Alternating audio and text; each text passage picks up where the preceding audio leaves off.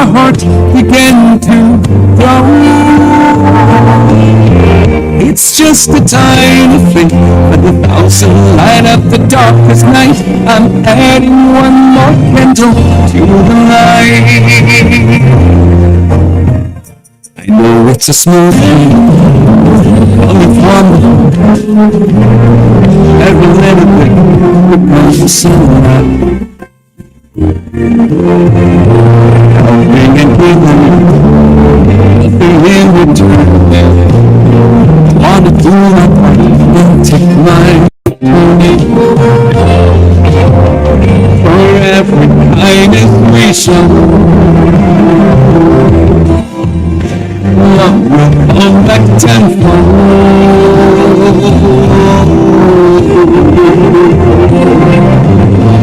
That's when I started to know. That's where my heart began to grow. It's just a tiny thing, but 1,000 light up the darkest night. I'm adding one more candle to the light.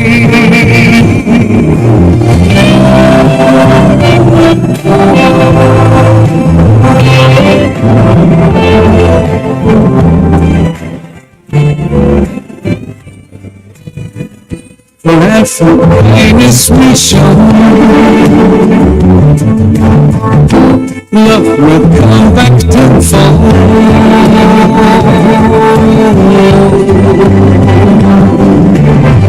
That's when I started to know. That's when my heart began to grow.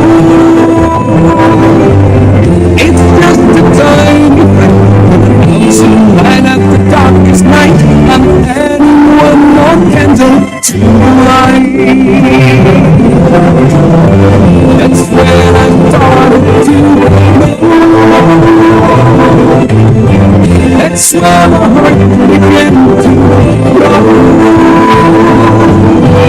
It's just a tiny thing, 1,000 light up the darkest night. I'm adding one more candle to the light. I'm adding one more candle to the light. I'm adding one more candle to the light.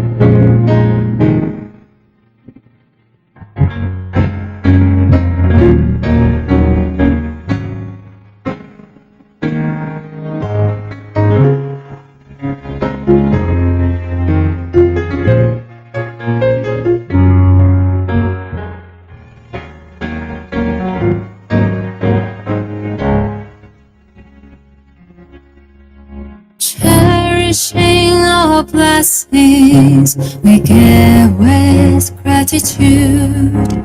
Cherishing ourselves, we pass on great love.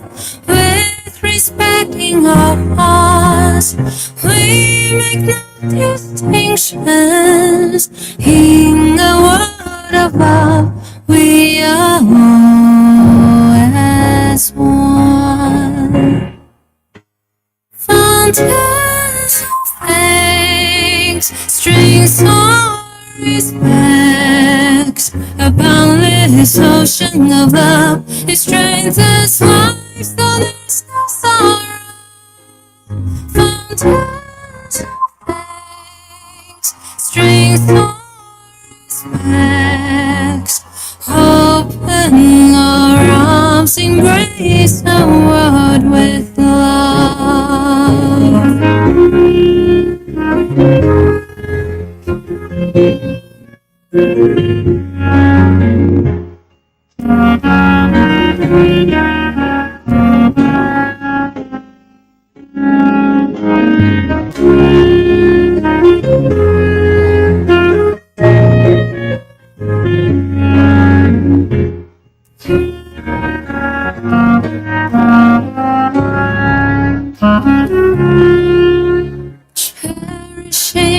our blessings we give with gratitude, cherishing ourselves.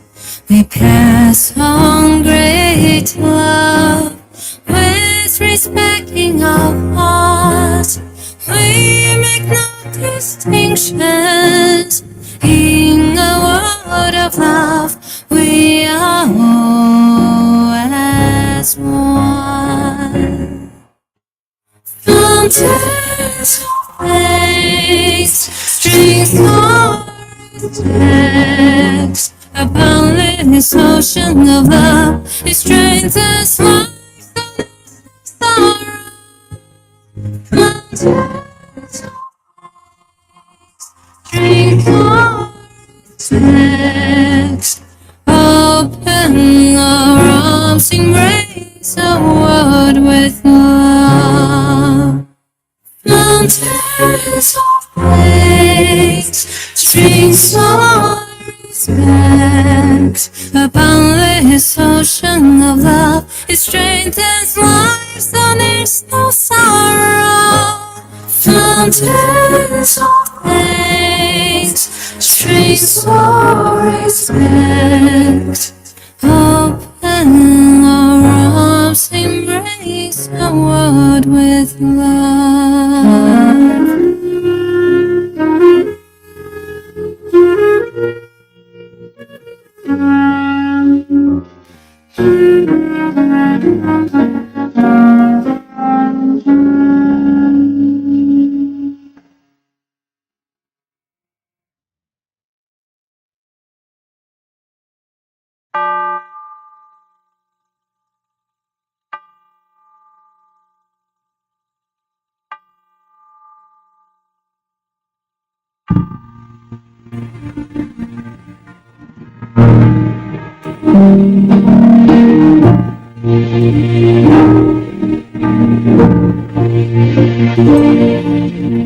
Let us pray for peace in our land.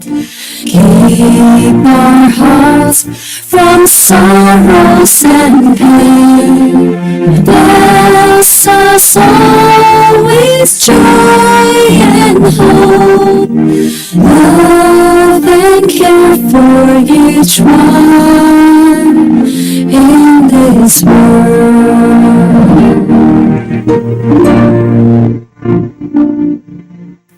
Let us pray for peace in our land. Keep our hearts from sorrows and pain. Bless us all with joy and hope. Love and care for each one in this world.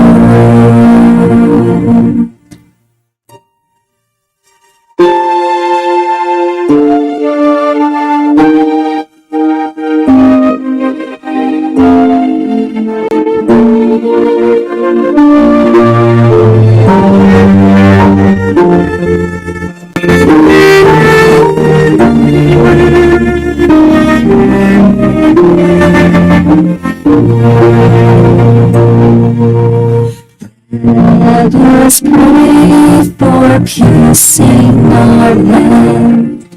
Keep our hearts from sorrows and pain. Bless us all with joy and hope. Love and care for each one in this world.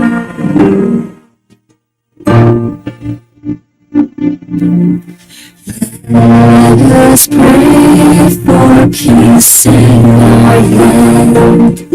Keep our hearts from sorrows and pain. Bless us all with joy and hope. Love and care for each one in this world.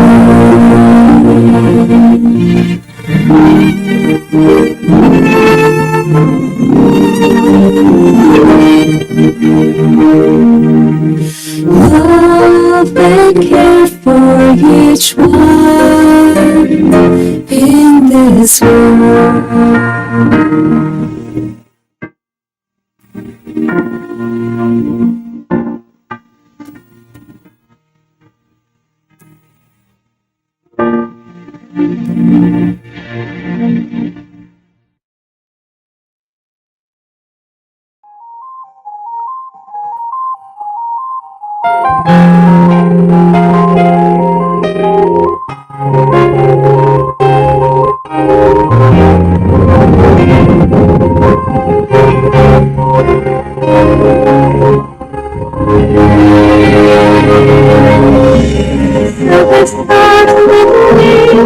In the sky, and the moon rises up in the night.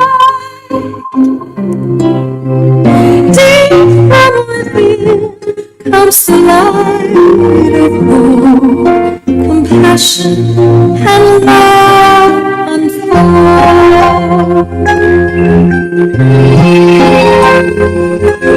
Yes, your hearts go out for mercy to the world. Only wait to see the earth in despair. With grace they would lift all the suffering and pain. They'll be there till the end of the time.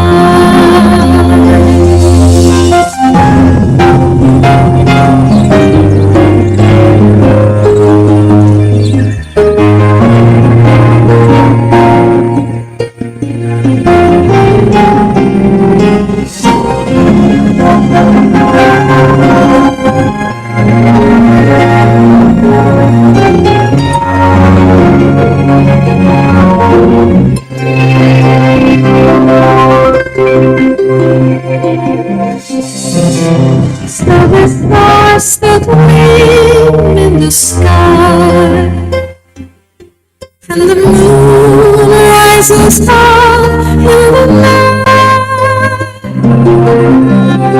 Deep from within comes the light of hope, compassion, and love unfold. With their hearts go out full of mercy to the world. Only breathe to see the earth in despair.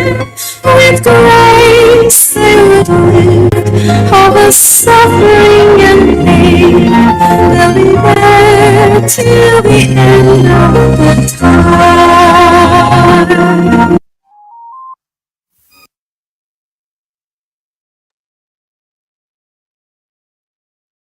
Venerable Masters, fellow commissioners, dear brothers and sisters all over the world, good morning, good afternoon, and good evening to all of you.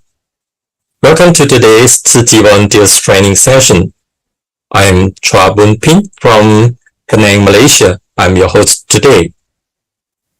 So before we begin for today's session, I'd like to invite everyone to pay respect to Buddha and Masters. If you're from other religion, you may use your own way to pay respect together with us. So may I invite everyone to please stand, palms together. First bow. Second bow. Third bow. Palms down. Now we will sing the Tzu Chi anthem.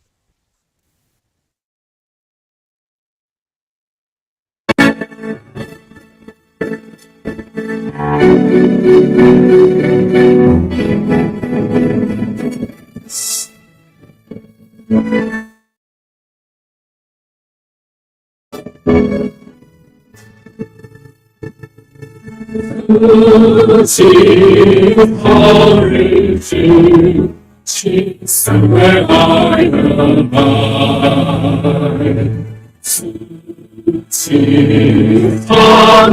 Talentist, ask me I am wise. volunteers are strength in one, living for those who are suffering, we love to serve and know. For those who are suffering, we give medicine and every love and care. As love spreads throughout the world, sings to this nation.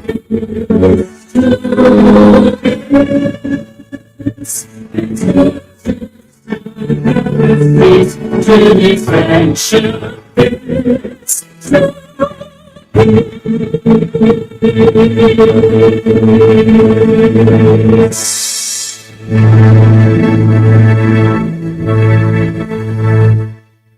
Comes together, we recite Tzuchi's 10 precepts.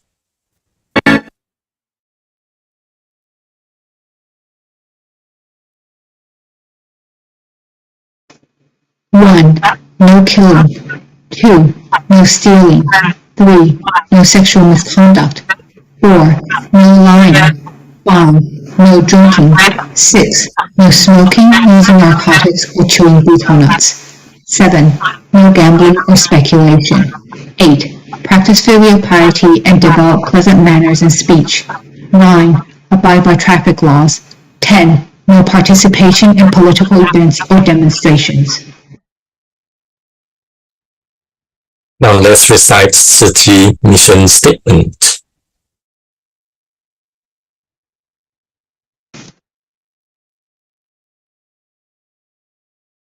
Tzuchi's mission statement. The Buddhist Tzuchi Foundation carries on the Buddha spirit of great unconditional loving kindness and great universal compassion, and adheres to Venerable Master Yin Sun's noble aspiration for Buddha's teachings for sentient beings, to undertake the work of helping the poor and educating the wealthy. Therefore, our ideal is to cultivate loving kindness, compassion, joy, and equanimity as we take action to save those in pain and suffering. We bring joy and relieve suffering, establishing a fresh and pure world of Tzuchi. Our method is to nurture a wisdom that perfectly knows principles and practices as we actively invite good people of the world to cultivate this field of blessings together. By diligently planting countless heart lotuses, together we will create a society of love. Our task is to unify the 4 major missions of charity, medicine, education, and humanistic culture. Our spirit is one of sincerity, integrity, faith, and steadfastness. We deeply believe that all sentient beings are equal and that every person possesses Buddha nature. As long as we can enter through the door of compassion, we can get a glimpse of the majesty and beauty of the Buddha's teachings. As long as we can enter through the door of charity, those who give can attain blessings and be joyful, while those who receive can be saved and find peace. Life is impermanent. Our lives slip away with each passing day. We must take advantage of this precious life to plant good seeds and reap good fruits. Then we can avoid the regret of entering a mountain full of treasures but leaving empty-handed. Tzuchi commissioners come together with wisdom and support each other with love. With these extraordinary causes and conditions, we join hands and take great strides on the Bodhisattva path. Because Tzuchi commissioners all accept the Buddha's heart as their own heart, when one eye sees, thousands of eyes can see. Because we accept our teacher's mission as our mission, when one hand moves, 1,000 hands move. When we hear the cries of others in suffering, we immediately go to their aid and relieve them of their difficulties. This is no different from the 1,000 eyes and hands of Guanyin Bodhisattva. The same moon is universally reflected in the water of 1,000 rivers. The water of 1,000 rivers captures a single moon. The Buddha views all sentient beings with compassionate eyes, and the Dharma rain of his teachings flowing all universally, so that all can flourish. How compassionate, our lives. We who are Tzu Chi commissioners should practice the Tzu Chi path of goodness with right faith and right mindfulness. Through personal participation, we realize the truth of birth, aging, illness, and death, as well as formation, existence, decay, and disappearance. Through the planning and effort of many, we create Tzu Chi's enduring missions, which will be passed down and praised for generations. We will leave ourselves with beautiful memories, and our descendants will be proud of what we have done. To know what you have done in your previous lives, look at what you receive in this life. To know what will happen to you in a future life, look at what you do in this life. Human existence is difficult to attain, but we have already attained it. On the Bodhisattva path, we must be courageous and diligent so that love can fill our society. Then there will be a virtuous circle of goodness in the world. This is what it means to be a disciple of the Buddha's teachings, who cultivates both blessings and wisdom with right faith and right mindfulness. May these writings be used for all Tzu Chi volunteers to encourage each other. Thank you everyone for joining me to recite the Tzu Chi mission statement. Palms down, please be seated. From the past training session, we have went through a few classes that introduce us to the Sutra of Infinite Meanings. And today, we have gathered everyone together from all over the world. And we gratefully have volunteers from at least 8 countries now and hundreds of attendees already. You might be together with your friends and the other volunteers in the hall, or you might be alone. Welcome everyone. And especially for those from St. Martin, Venezuela, and Heidi's area, I think it's very early in the morning, like 3 a.m., right? So thank you so much for joining us in this session. I believe you will be leaving this session with very fruitful of benefits from sharing from our master and also brothers and sisters. So without further ado, I'd like to respectfully invite our Dharma Master, Master De Huang, to lead us into the second chapter of the Sutra of Infinite Meanings. So we will pay our respect to Master De Huang. Everyone please stand, palms together, and one bow. Over to you, Master De Huang. Our brothers and sisters around the world who are at the Zoom conference meeting now. Yeah, thanks for giving me a chance to share what I have learned from the Master's teaching regarding the Sutra of Infinite Meanings. So actually, for last time, as I'm not made mistake, there was our Master De Yuan. She shared about the Sutra of Infinite Meaning for the Volume 1 on the March of 11. This book is organized as follows.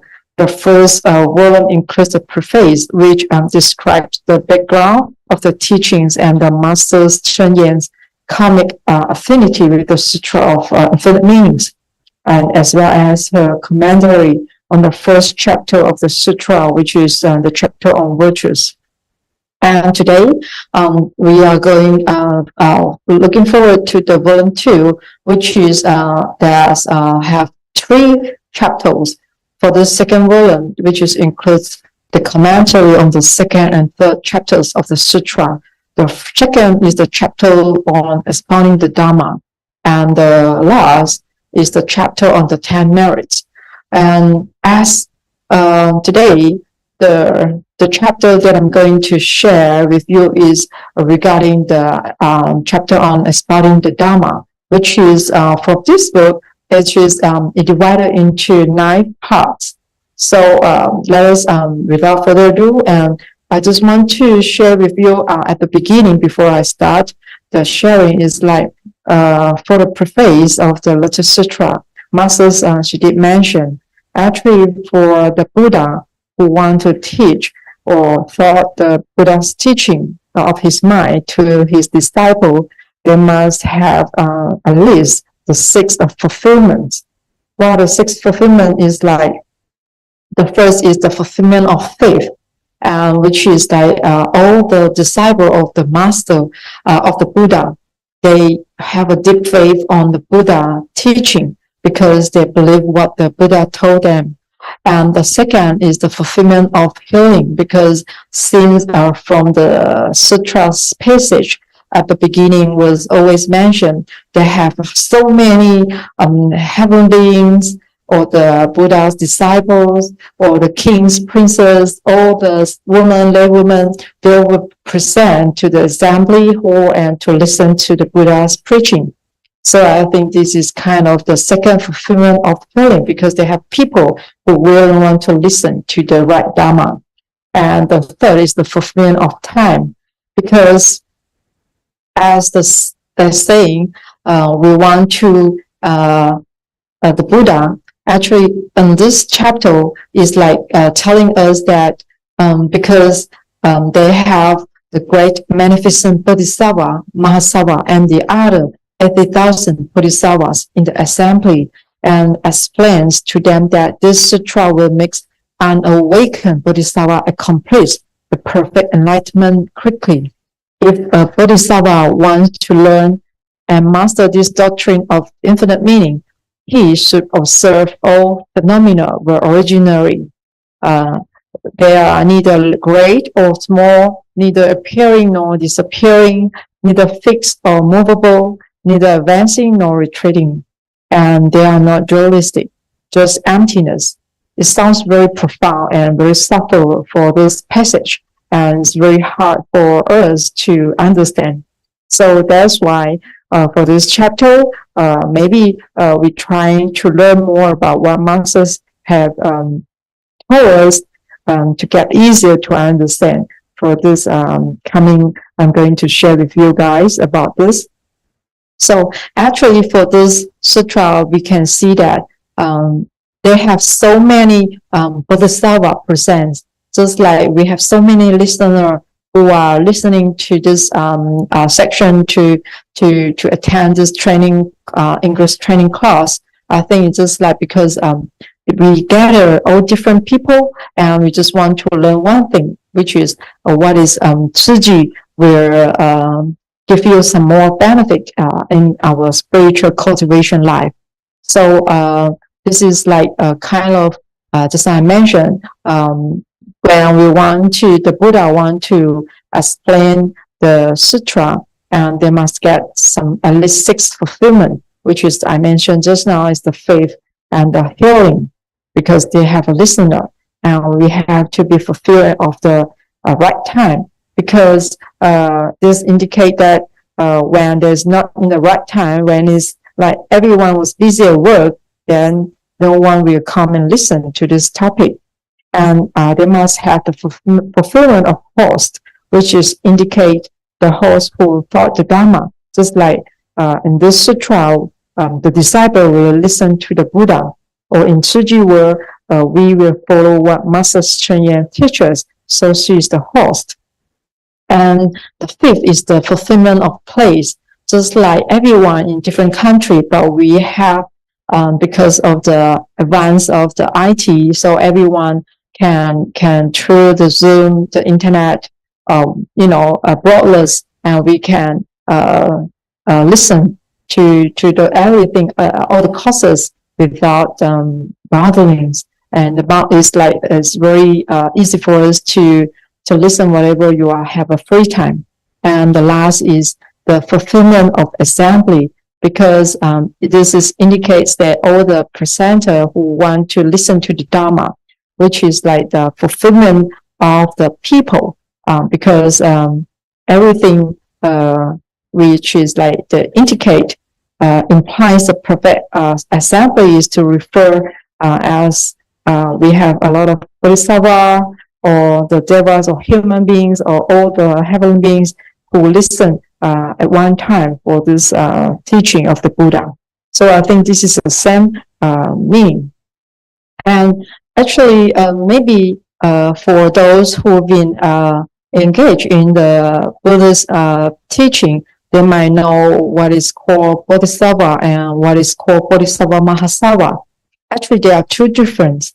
The difference is like the Bodhisattva is, we always must mention, is awakened sentient being who have already been awakened but still have affection. And they have a minor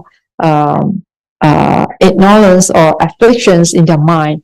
They have not yet attained the supreme or the perfect enlightenment, and they will still need to request teaching from the sages or the Buddha. So apart from seeking the path to Buddhahood, they must know how to teach those who do not understand it, and they have to continue to learn. And the Mahasattva means the great awakened sentient beings. So it's a big, more wisdom, and they are not ordinary bodhisattva like us. They actually, we call in the Buddhist term, is called Dharmakaya Bodhisattva. But they actually have reached the state of attaining Buddhahood yet, in order to assist the Buddha to teach and transform sentient beings. Those Bodhisattva with Mahasattva, with the great Bodhisattva, they again manifest as an ordinary being.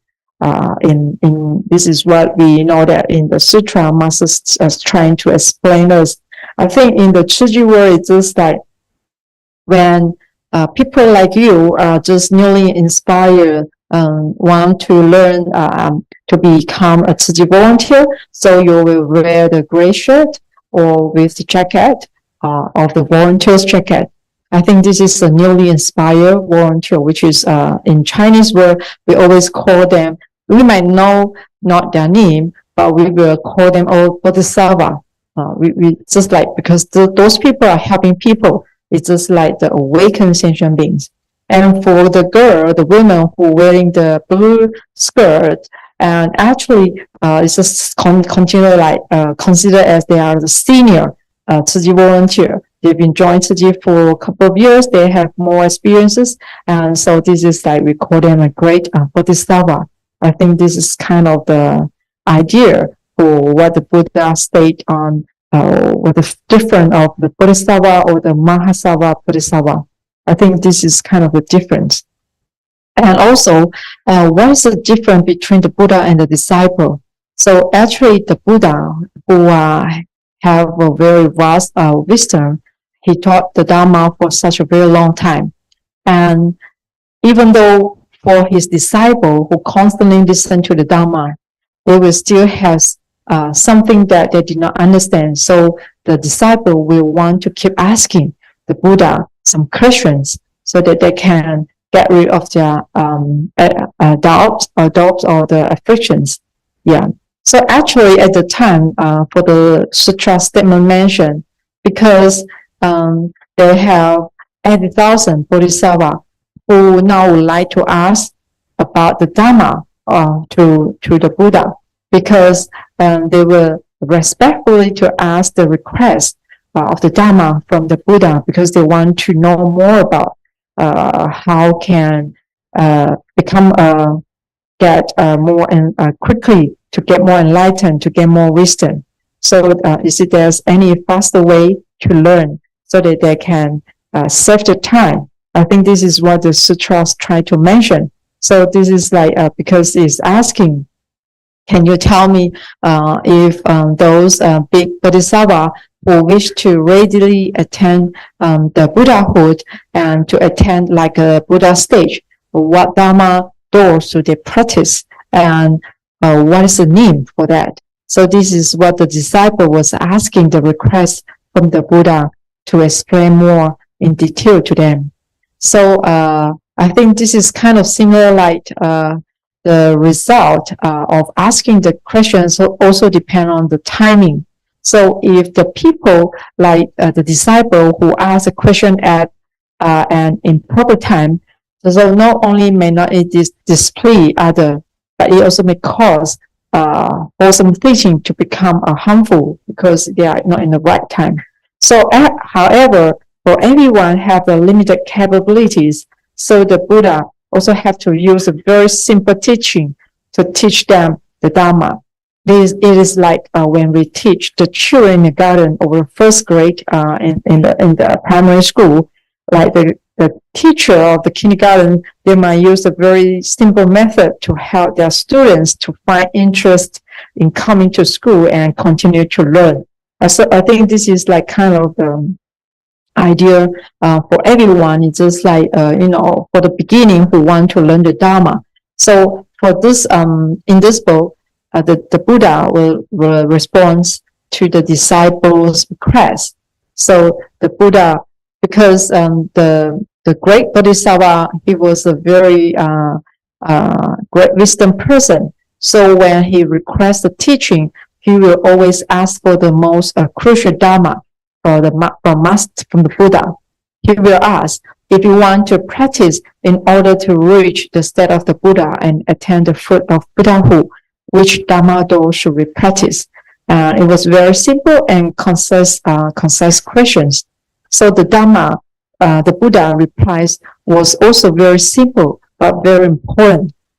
Even though it's very important, but also very truly difficult for us to practice, because the sutra is very profound and subtle.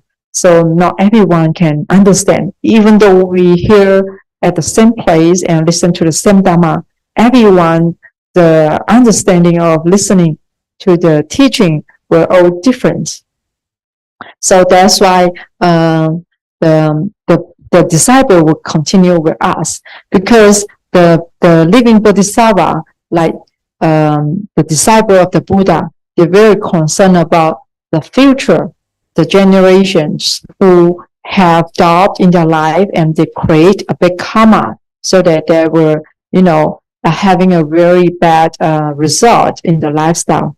So, but in the other way around, for ordinary being like us, we were always concerned about the wealth, the healthy, or our loved ones, or we will care about our position, or everything. So we will maybe ask for all those things. But for the wisdom people, they will ask very crucial Dharma in a very right, straight way, and what can them to easily to get the Buddhahood, so that they can get rid of all these afflictions. So this is the difference for the human being like us, or the awakened ascension beings. So now we go to this part, is the Buddha's practitioners must be humble with two parts. So because we want to have the same wisdom as the Buddha, and the Buddha, he told us that now you have to listen, keep your eyes and ears open, and to listen carefully. So for those who hope to be able to attain the Buddhahood and able to transform sentient beings, in order to fulfill this hope, so the Buddha say you must perfect these two conditions. The first is the self-reflection, and we must know that the Buddha was also human, and in his life was just like ours. When the Buddha was learning and seeking the Dharma, he will humble himself and respect his teaching and focus on the path.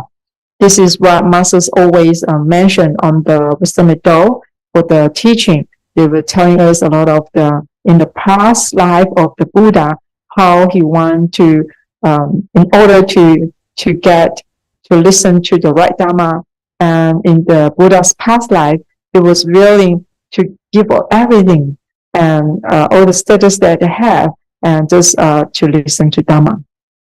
So even for over 2,500 years ago, the Prince Siddhartha, which is what we call the Buddha, he also was able to attain the Buddhahood. So why can't we do so? So this is kind of like is a self-reflection for us, so we can always think about. And the second condition is to have the resolve.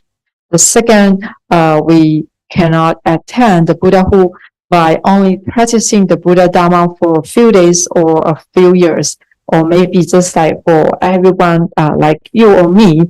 If we want to have a wisdom as the master, we cannot just only listen to a teaching one time or two times. We maybe for one section, we maybe have to repeat it for many times, so that we can, engraved into our heart and to remember. So I think this is kind of, we must have a strong determination and the want to strive upward to learn the right Dharma.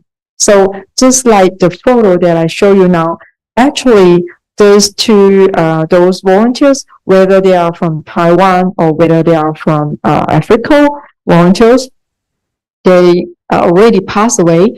But before they pass away, I can say, I will strongly believe that they have a very deeply strong belief on the Master's teaching, and they already make a great vow. They will continue to follow Master's step, and as they are reborn as in the next life. So I think this result is have a very strong power for us to learn as well. So I think as we call all those previous piece of jack, and must be go through the process of cutting, grinding, carving, or polishing before it can make into a vessel. So for some people, if they receive some strict admonition or receive a few words of scolding, so they will say that I no longer want to be volunteer. And there are so many charity organizations. This place wants me to go there. So does the place. And maybe we will think like, why I must be a Tzu Chi volunteer and have so many restrictions for my uniform, or for my appearance, or for the way I, the gesture that I'm sitting or whatever. Why they have so many restrictions and rules? And when I listen to this training course, and there's so many things, I have to, have my hair to tie up or whatever to make it clean and nice or whatever. So maybe we will feel like uncomfortable for certain precepts that maybe it's like not easy to follow. But I can say, for you, if you want to be a respected people, a person by people, I think you must have to behave ourselves and have to control ourselves not to get angry easily. I think all those things have to tame ourselves by having a Dharma to help us. I think this is the same thing. So this is, we always mention about the Dharma is just like a medicine. And is it the medicine sweet? Actually, it's no. Since the Dharma is medicine, it is bitter, and it requires effort to take in. So it's the same thing as Buddhist practitioners. We must humble ourselves in order to accomplish anything. So if we are unable to reflect on ourselves, the pride or arrogance will rise in our hearts, and we will be unable to succeed in learning the Buddha's teaching. So what is moral behavior in Buddhism? Actually, like at the beginning, we recite the 10 precepts of the Buddha's of the Tzu Chi word, and there's always actually all those precepts is a way of helping us to training our mind in more wisdom and compassion, because like these 10 guidelines maybe it's just like help us to refrain from killing or stealing, or to do wrong sexual misconduct, or to refrain us to speak any harmful words, or we don't want to take any intoxication to make us become like an unconsciousness life. So this is all those example is for the first guideline for this precept. For example, is an ethical life asks us to refrain from taking life of the animals.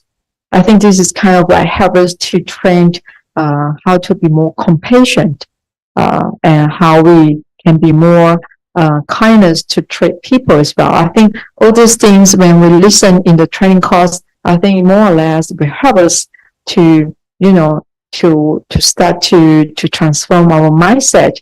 Maybe, in the past we don't understand, but now we will getting more understand on this.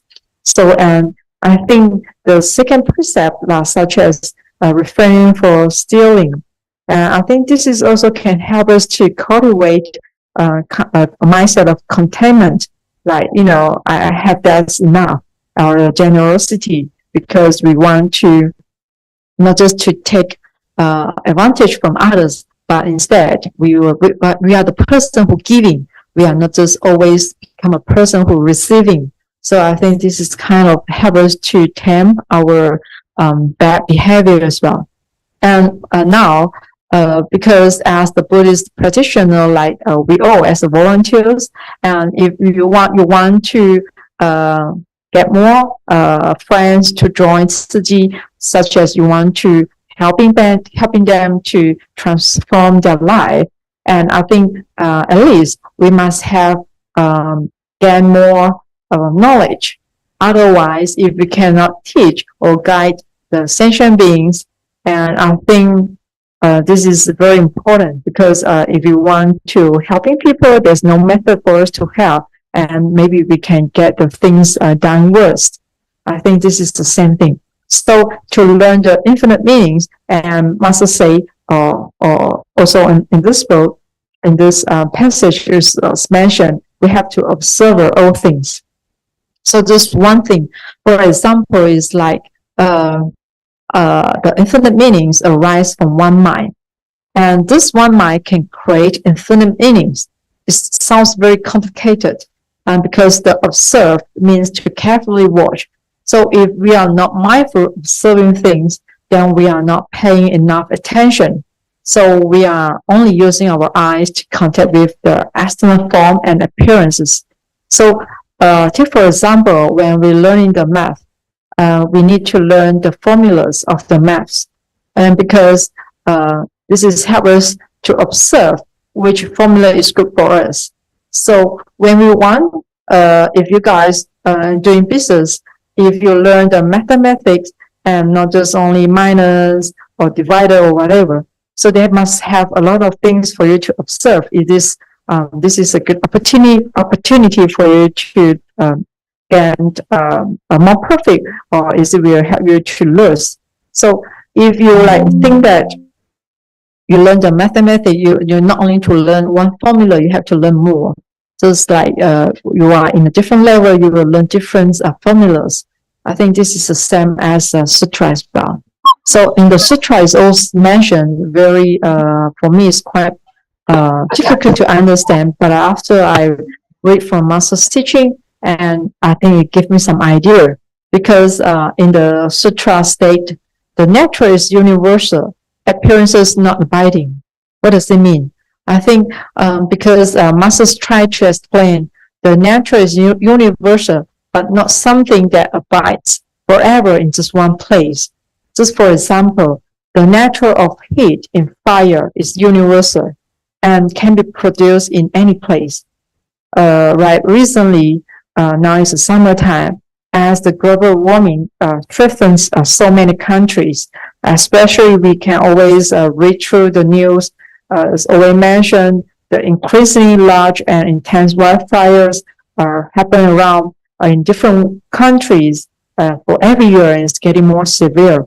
So, and I think if you understand what the sutra mentioned for this, nature is universal, appearance is not abiding, means like the fire, the forest fire will not only happen in US, it may happen in other countries, maybe Philippines, Malaysia, or maybe in some, Brazil or whatever, all this country. So this if we have this kind of mindset, maybe we will have more, what we call is like the broader view is like we know wherever there's disasters happen, we will, try to firmly to give the first aid to those disasters victims. Just for example, we can always see the Tzu Chi in US, they will give the financial aid to the survivor of the California wildfire or in some other countries. So I think the love and compassion also is considered as universal. So with doing Tzu Chi work, also not only for Taiwanese or for Taiwan people to do, but also for other nations as well. I think this is like kind of the same idea.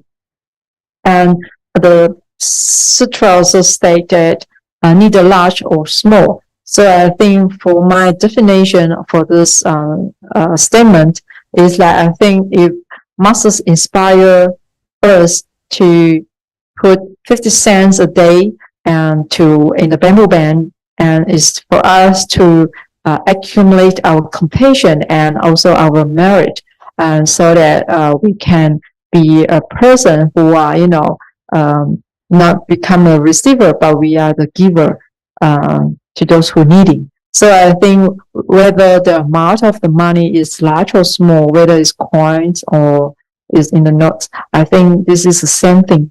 So we must be take it as the same. This is very precious, because for everyone who gather the strange, put the strange together and can help a lot. So even though for a handful of rice, with using any container to keep the rice, it's the same idea. Neither you are using the large container or a small container, as well as you are, having a compassion heart and you are practicing to instead of giving money, but you will give them the rice for those who are needing. I think this is the same idea as well. So, and also, but for people like us, we often have a calculating and a deluded mind. So we more easily given rise to thoughts of living, or the what we call is that in when we as a young, we grow up, if we only hope to satisfy the 5 desires of wealth, sex, fame, food, and sleep, we will definitely fall into the hell realm. It's just like the movie that I'm showing you now. Like, when we as a child, we are so have a very defiled natural, a very clean and pure piece of paper. But when we grow up, we encounter so many people and methods, we might change our attitude and behavior. So this is, we always say, this for our characteristic is not always about the same pure intrinsic nature as we as a children. So we will always change. So this is what masters try to tell us, that everything will change for our attitude, for our behavior, for our appearances. So nothing will fix forever. So for the Bodhisattva who see the life is just like a play, and the sentient beings are in a hardship playing on the stage because they go through so many obstacles in their life.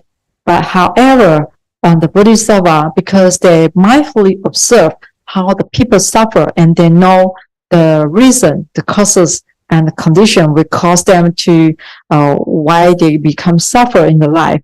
So they will help us to analyze the situation with a calm perspective. So this is the difference of the ordinary beings and the Bodhisattva. So in order to save the sentient beings, the Bodhisattva must learn the Dharma, the right Dharma. So it's just like the teacher. If you want to teach your students, before you become a teacher, you must attend the teacher training school in order you're able to teach the student. It's the same thing. So for this chapter and exporting the Dharma is the same. Before we get a stage like a Buddha or have such a great wisdom, we must be a student to learn. So this is the same idea as well. So like one must say, how is the life, human's life measured? So I think the disciple who gave the most satisfying reply is just mentioned the face of a brave. The one of the famous for the Bodhisattva animation says, which each day, passing day, we draw closer to them. If you want to learn the Dharma, we must seize the time we have while we are still breathing. So, like Master say, and for this really clear, it shows us that we have 24 hours each day, of which 8 to 10 hours are used for sleeping.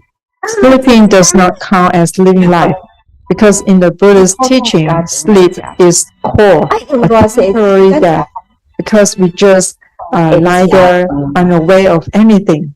After subtracting the time for eating, resting, and relaxing, and the time that we actually spend working and serving people is only about 8 hours.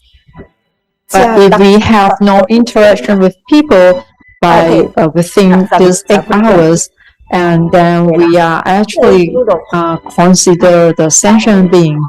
We are not considered as a living Bodhisattva in a human life, because we are, not contribute to the society, and we are not doing any good benefit to our humankind.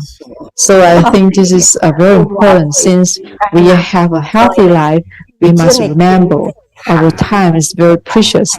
So we must be more concerned about this, and in every second, every minute we spend is in the right path.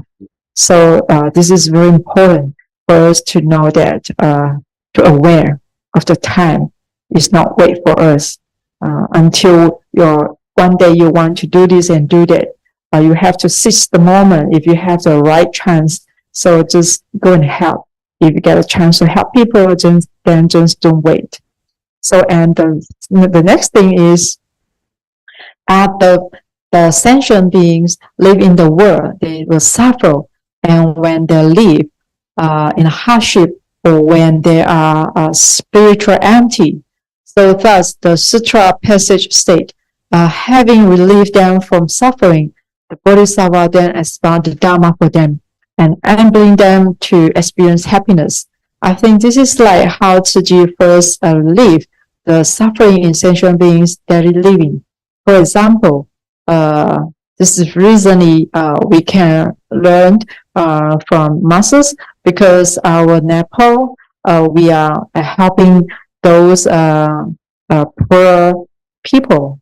One of the example is this Garna Manji, who used to beg for food in the temple from the tourists.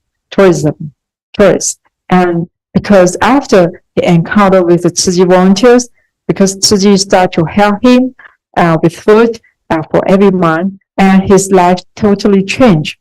He said he felt peace of mind, and he don't want to beg anymore, because after he listened the advice from the Tzu Chi volunteers.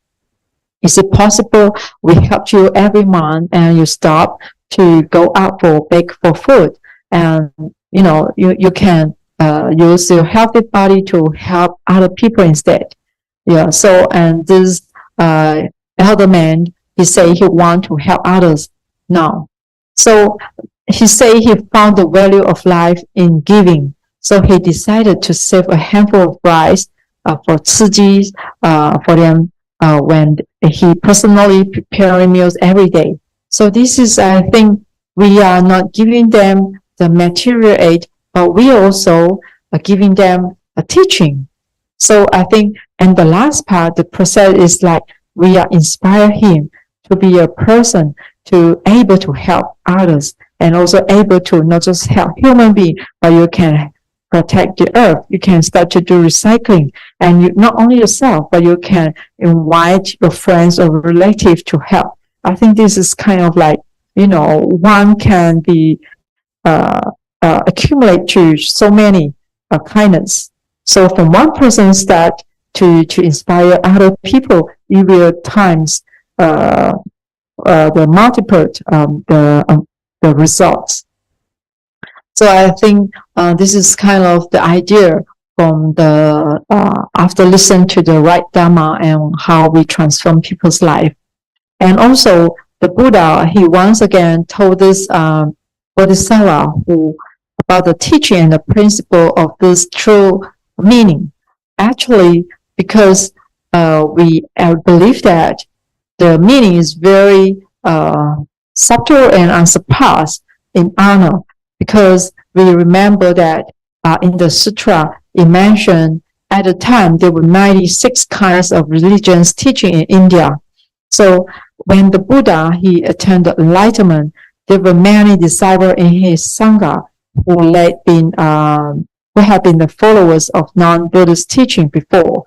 But after they hearing the Buddha's teaching and the principles, they get up the deviate teaching from the right ones, and they start to take refuge with the Buddha. So, for example, is the Sariputra, we know is the foremost in wisdom. He had been the leaders in other religions, but after he heard the Buddha's teaching, and he was won over by the Buddha's wisdom, and he finally turned from the deviate teaching to the right teaching. So this is like when we encounter to a good person, it will help us to transform our life. So, for example, in the Tzu Chi, so how do you convince the prison inmates who have had a rough journey in their life that there is telling them there is always a chance to change a new life? So I think in this book, Masters are telling us that the people need to have a patience and the courage and the innocence. For example, we must have a patient and enduring spirit like the camel. And the second is we have to have the courage of lion. And the third is we must have the heart of an innocent child. Because if we carry these three characters, I think it will help us to continue to do the Tzu Chi work without any obstacles, because it will give us a strength. For example, is that when we go to the prison, there's six, at least we cannot, there's a 6 lesson we can helping those people to change their life. Like these sisters, she say she been a couple of times was invited to give a talk to the prison, and because for the sake of to help those inmates recover their pure nature as a good person. So she was telling them, for example, if a movie scene is not firm to the satisfaction of the director, he can reshoot it. And she's telling them, but those like you do the same thing in the real life. If you don't like the way your life has gone, can you start all over? So the black marks on your record might make you feel like a barren life, but as a blessed life out of reach for convict. So actually, we can change the life completely with just single shift of our mindset. If we start to learn and understand the coming of law of causes and effect, and we believe that, so we will do it. So this is just like the difference for the Buddha's teaching us is like never depart from the suffering or emptiness or impermanence and no self, because the teaching method that the Buddha used was so profound. The great Bodhisattva, out of the compassion, he would consider that the fearless sentient being still would not fully understand due to their capabilities. He therefore again requests teaching from the Buddha to explain in detail. So as we know, the Buddha want to repeat again the profound teaching. So he's telling us life is suffering, and our suffering begins at birth. So when a baby is in the mother's womb, he is protected by the uterus. His body is a ball of tender flesh. Before he is born for nearly 10 months, he has been restricted in the mother's womb. It's just like being in a dark prison without any daylight. So Buddha's teachings call it the womb prison. However, we take this for granted because we do not remember what it was like, because at the time we will not yet receive any message, like we still remain unconscious. So this is the Buddha say, whether we are rich or poor, no one is able to escape the process of aging, illness, and death. Just same like never always abide in the same place. It will always change.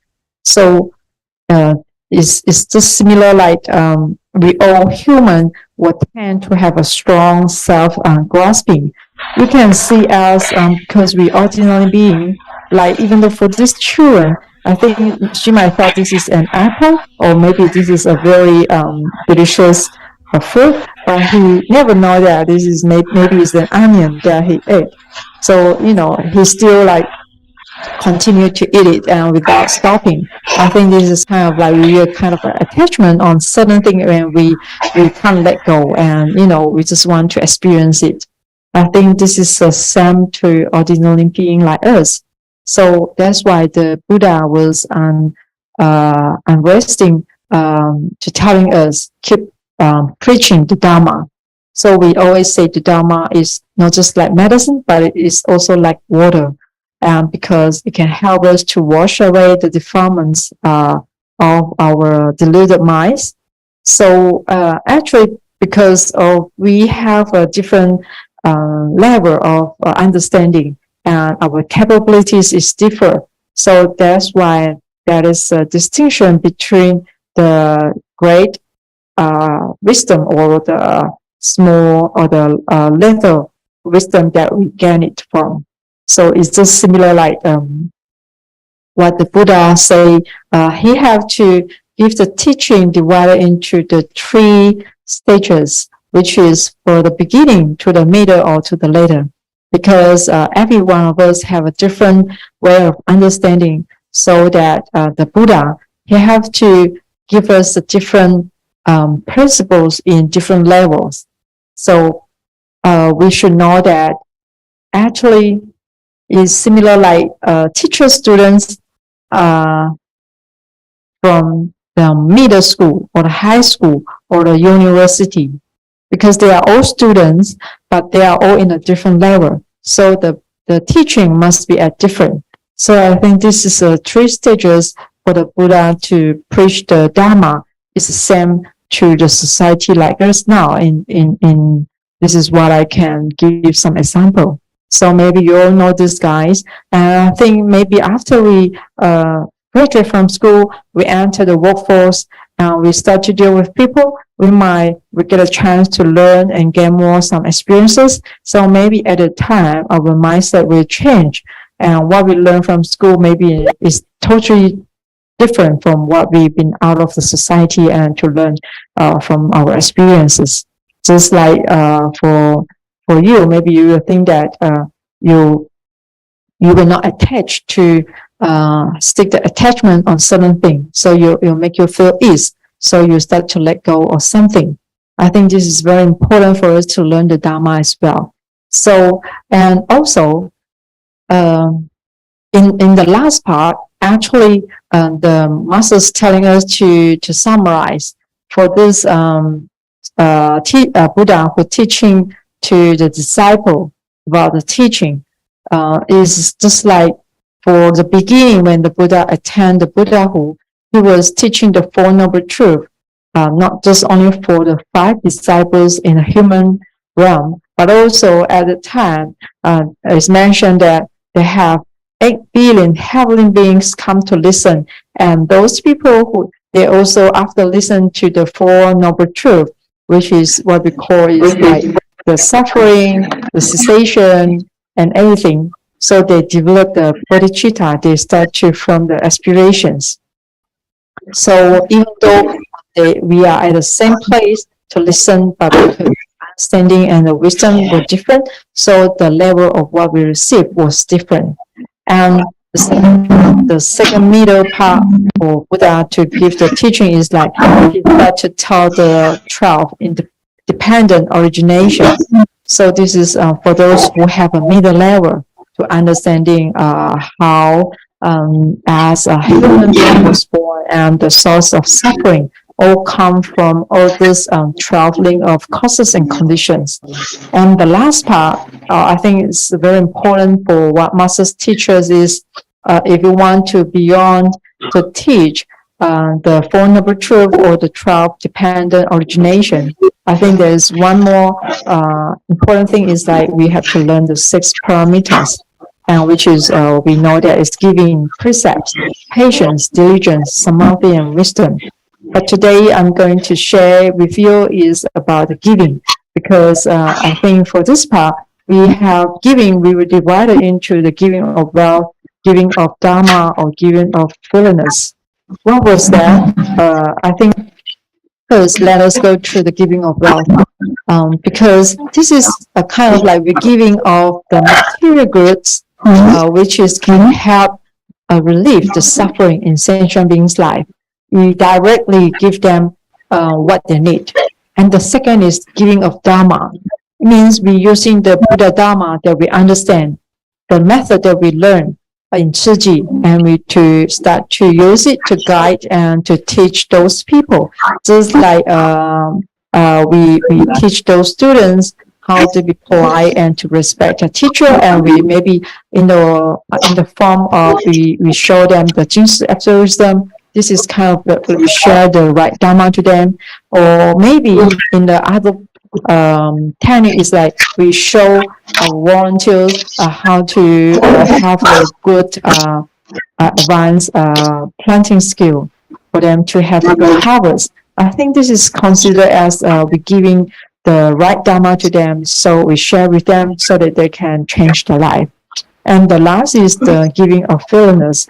Is like the resolving the fear in people's mind and allowing such ease in their daily life.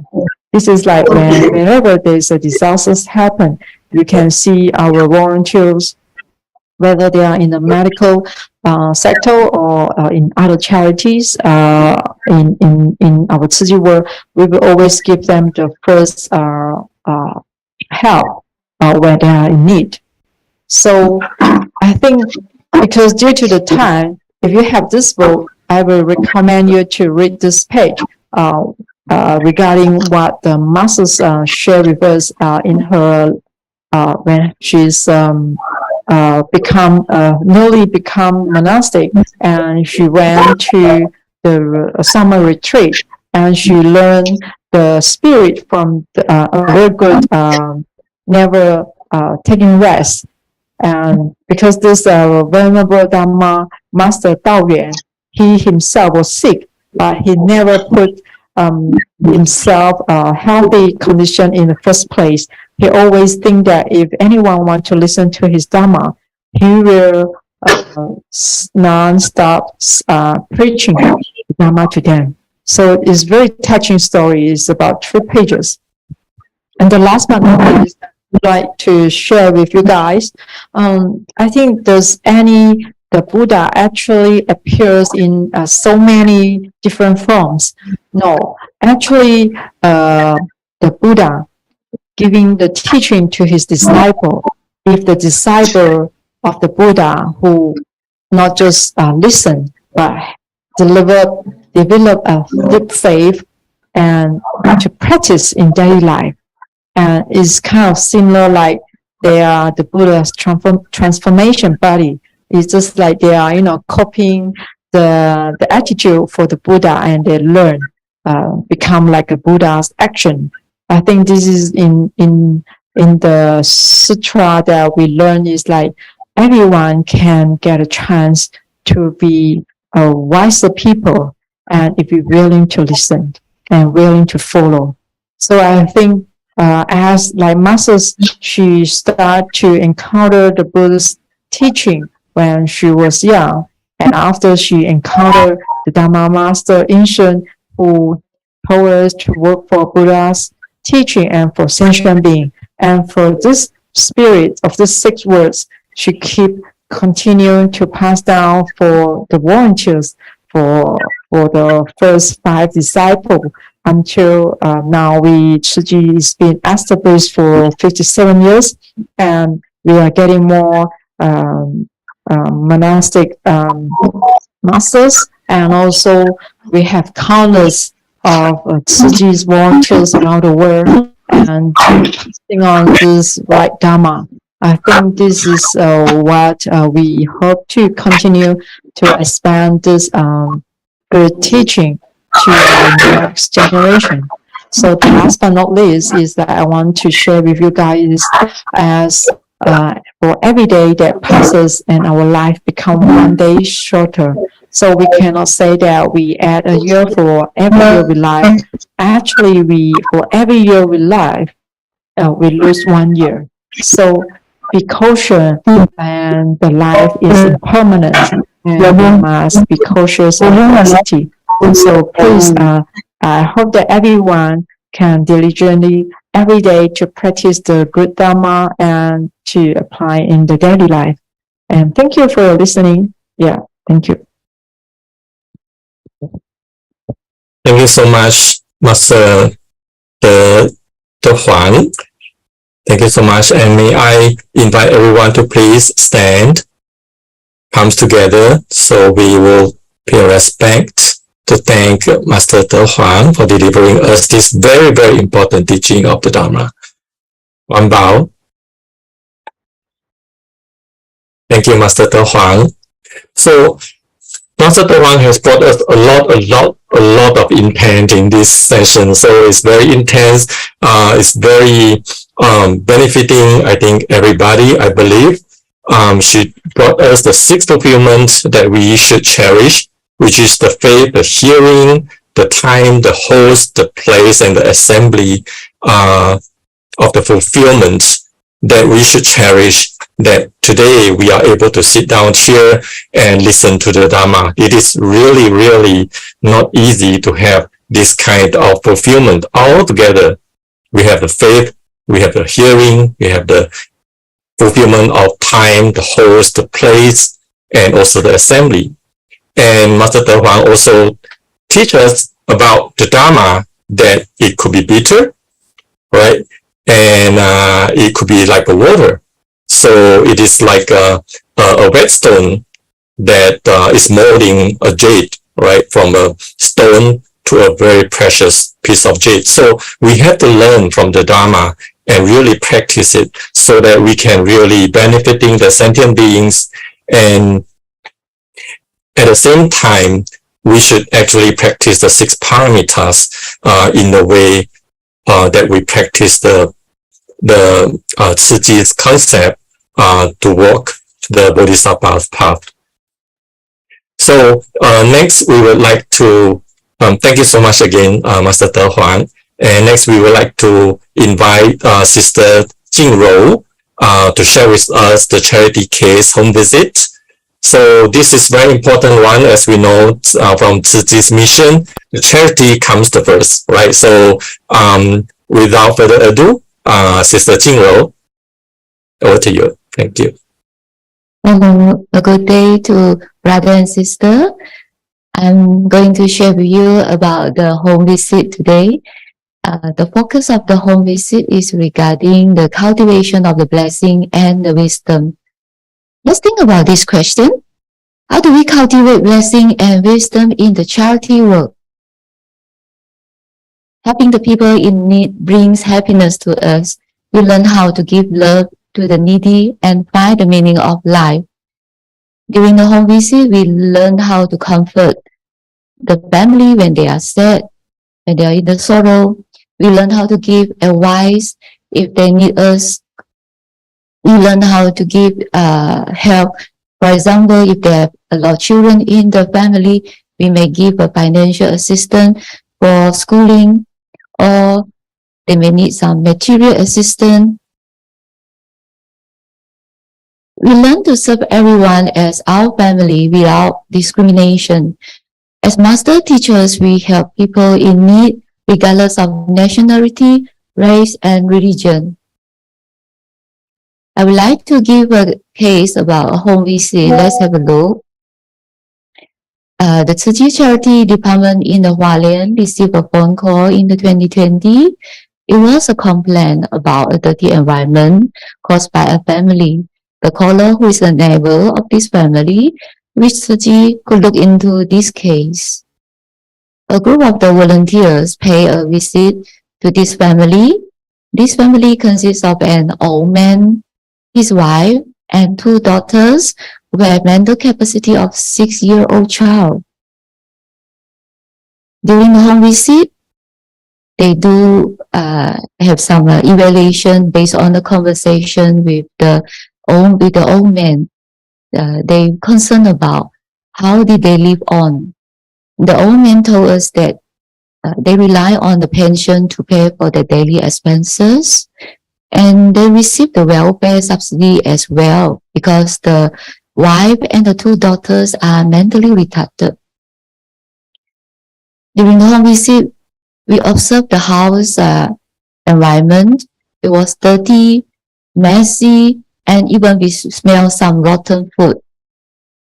So we learned that there are 3 members who are mentally retarded in this family. After the evaluation, we have a meeting. We figure out what is the major needs to be attended to.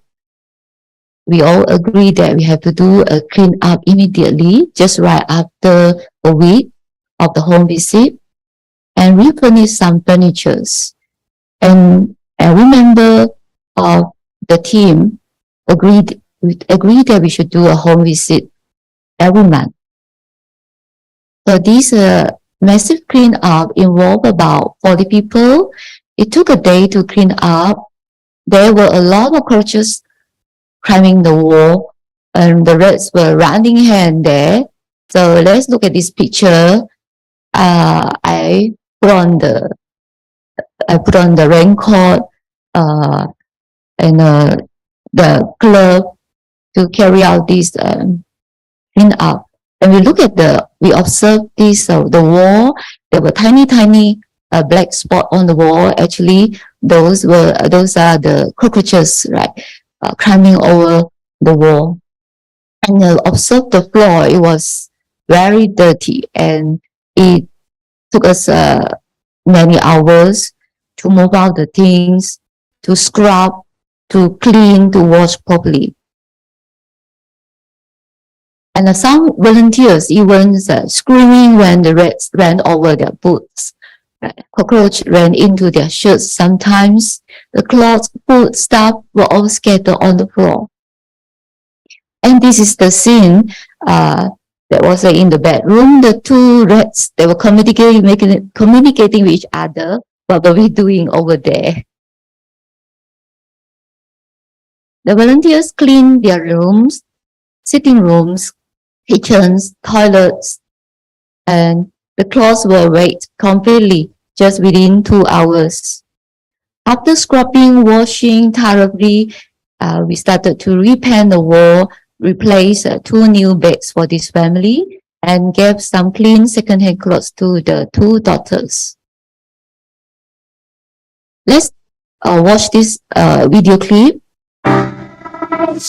看不见的语言。让之后的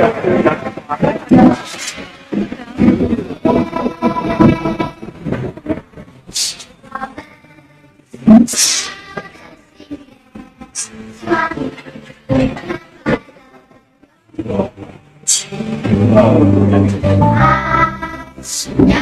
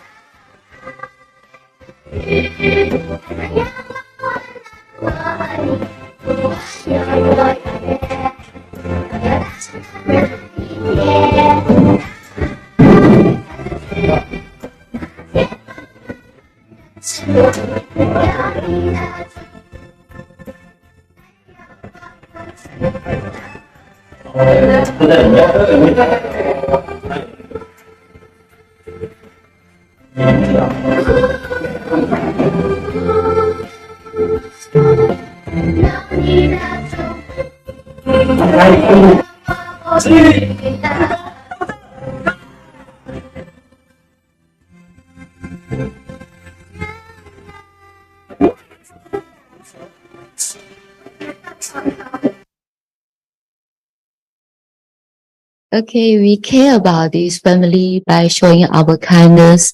We help them to do a massive clean up, and we even ask them, can we move out all the things away with a respectful way, manner, and our friendly look, simple touch, for example, uh, shake hand. This is a simple gesture to show our support to the family. It is anything that can lift another person. There seem to be impossible to get this done in just a day, but with the confidence, perseverance, and the courage of every volunteer, we're able to make it. As master teachers, we treat everyone as our family with gratitude, respect, and love. So the family was standing in front of us. The old man, his wife is next to him, and the two daughters are by their side. I would like to dedicate this song, Gratitude, Respect, Love, to all the brother and sister online who make full commitment in the charity work. Let's listen to this song.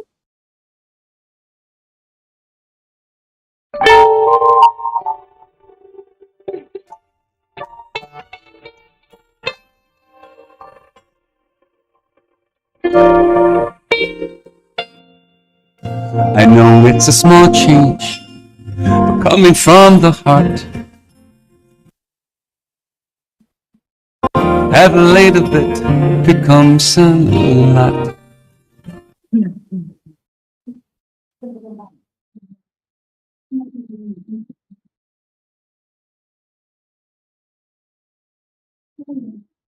Alright, give us a minute. We're going to play the song, Gratitude, Respect, and Love.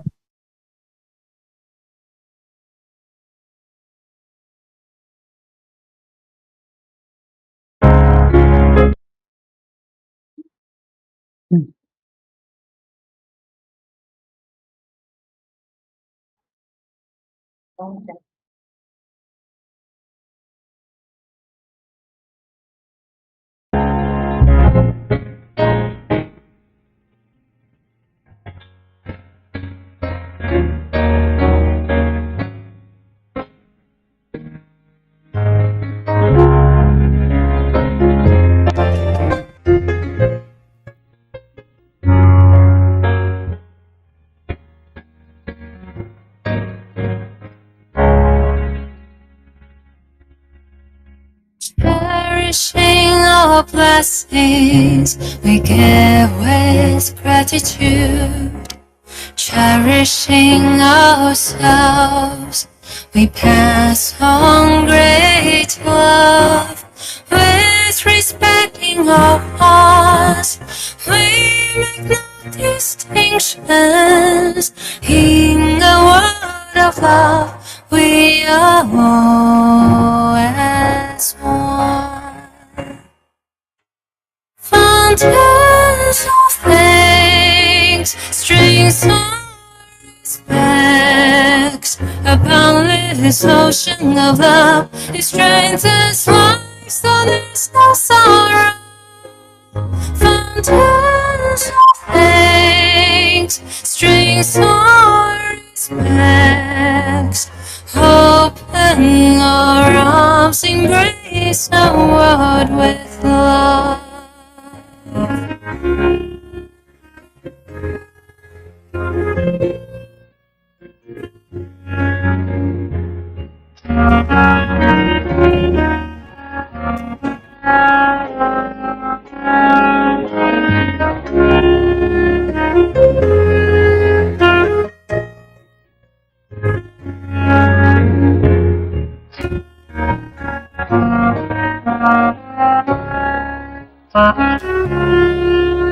Cherishing our blessings, we give with gratitude.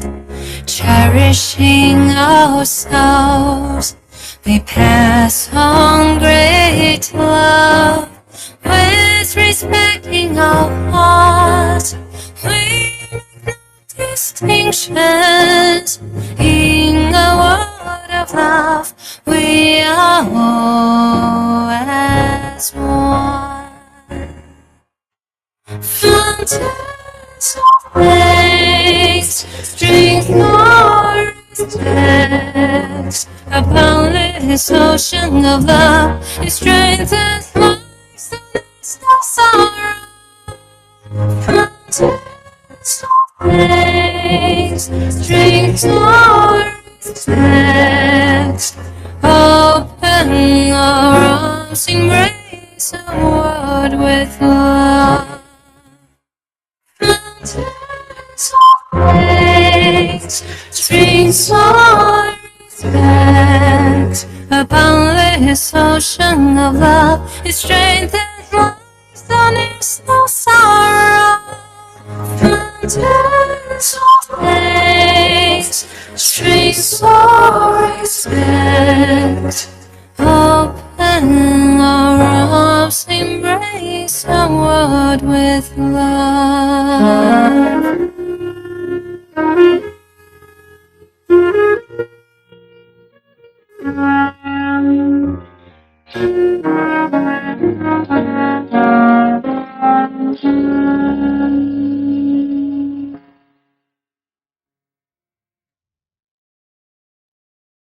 Alright. Our love is the light. If we light up the candle in our heart, which is our inner light, it can shine the light to show the ways for the others.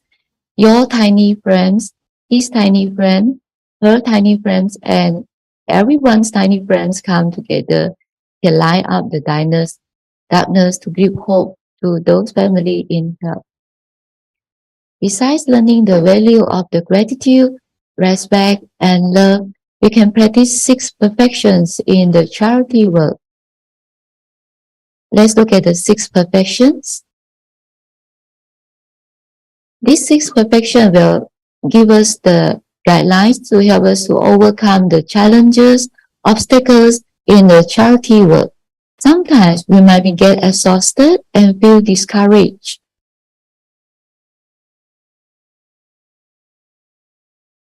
Let's look at these 6 perfections. Number 1, giving. As our master just now mentioned, there are 3 types of giving.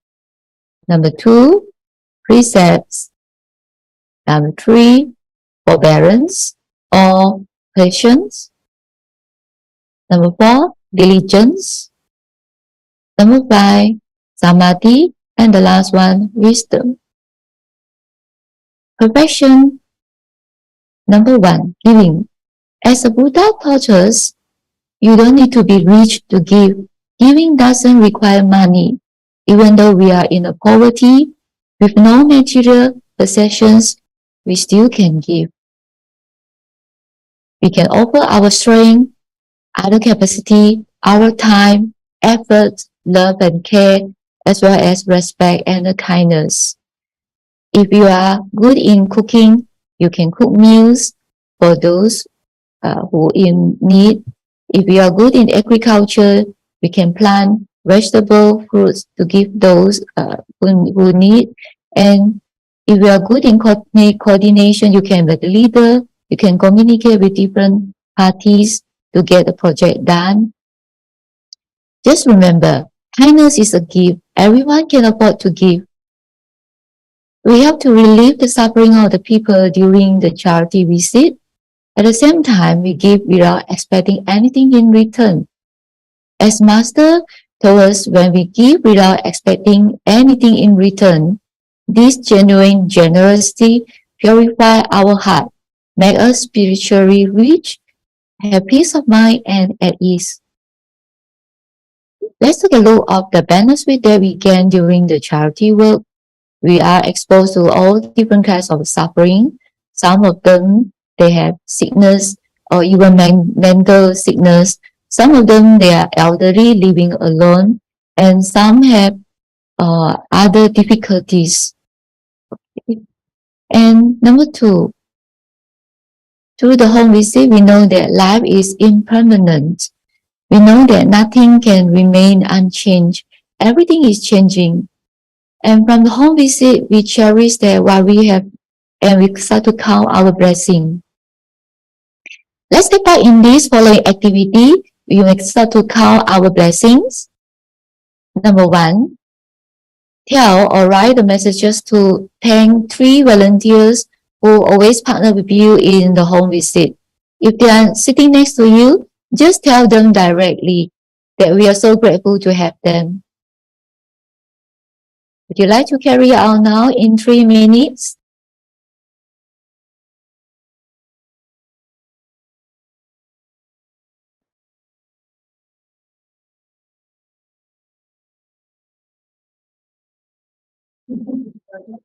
Just tell the ones next to you that we are so grateful to have you to accompany me to do home visit.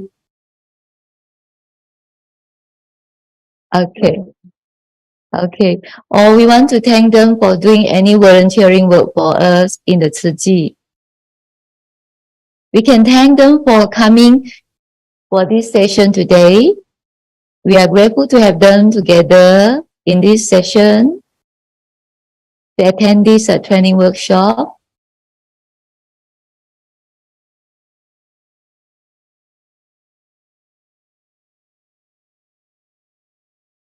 All right, thank you. Now let's go to number 2. Okay, can you state 3 gifts or 3 lessons that we learned from our care recipients? Can you give your answer in the chat box? We'll welcome you to give your feedbacks and write in the chat box. Thank you.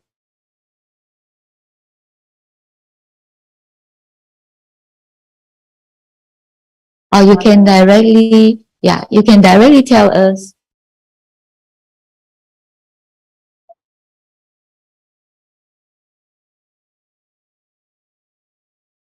Shall I call upon our Maputo families over there, brother, sister? Can you tell us 3 lessons that you learned from the care recipients?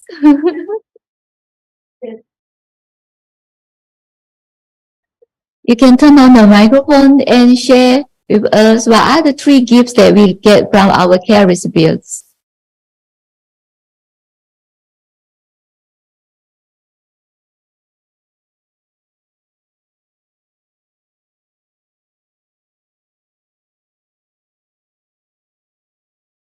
Oh, life is impermanent. Okay. We are being Yes, we are exposed to different kinds of suffering. And we cherish grateful for what we have learned and count our blessing. Yes, that's what we have learned from our care recipients. Well done, good job. Com compaixão que a gente se aproxima aos vovôs, mas acaba sendo nós aprendemos muito desses idosos, a compaixão, a humildade, aprendi muito do idoso, pois eles são a própria Bíblia para nós. Canaã?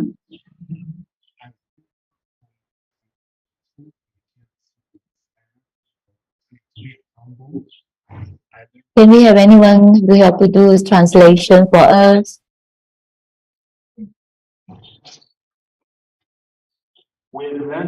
Thank you for your feedback, brothers.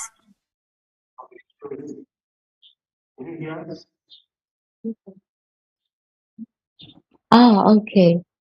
Gratefulness for what we have at the present moment. Grateful to the care recipients who have given us the opportunities to cultivate blessing and the wisdom. Thank you, sister, brothers from UK. All right, now we go to the number 3. We never forget our Mother Earth, which provide all the free resources for us at no cost. Can you identify 3 resources on the earth that we should thankful for?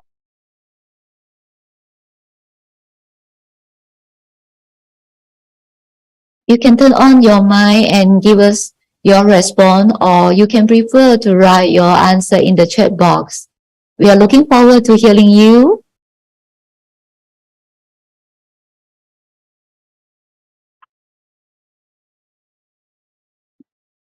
Water. Yes, water is a very important resource.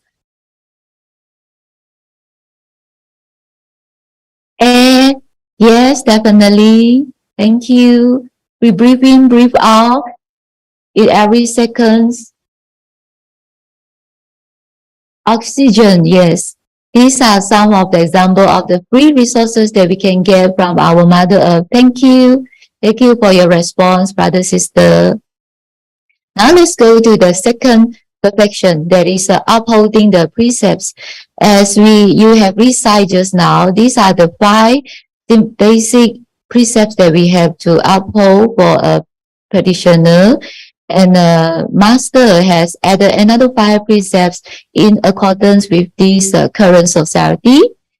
Actually, the precepts outline the right direction for us, which protect us from making any wrongdoing, safeguard us. As we live in this digital world, our mind is easily influenced by the surrounding. We used to share content and we used to communicate online through YouTube, Facebook, Instagram. So by upholding the precept, guide us to cultivate a pure mind in this fast-paced world. We may increase our awareness of the potential impact of our action. We will mindful on our speech, mind, and action. Every ethical conduct that we practice may guide those in need as well. Perfection number 3, forbearance or patience. If help us to accept any situation, no matter the situation is good or bad, we know that everything will be changed. We just need to be patient. We have to bear with uncertainty, criticism, insults, misunderstanding. Even we have to bear our own physical pain, illness, emotional distress arise from our family when we do charity works. Before we get the confidence, understanding, and the trust from the care recipient, we have to bear with, we have to be patient with them. Just remember, once we put on the uniform, it reminds us to practice gentleness and the forbearance. Perfection number 4, diligence. Master define diligence as a fully committed to the spiritual practice without any distraction. I believe, brother and sister, you have done the charity work with a full commitment. You are diligently carry out those volunteering work. But remember that we also need to nurture our mind with good thoughts diligently. Look at this picture. What are the good thoughts that you would like to nurture your mind? Would you like to nurture your mind with love? Okay. Now, take 3 seconds. Just think about 3 good thoughts that you want to nurture your mind. And would like to hear your response in the chat box. Thank you.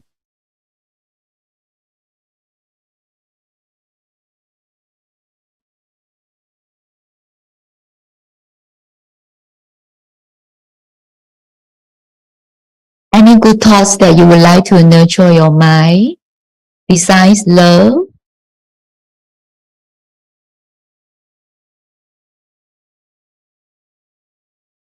We don't want to nurture our mind with worry, self-doubt, guilty, anxiety.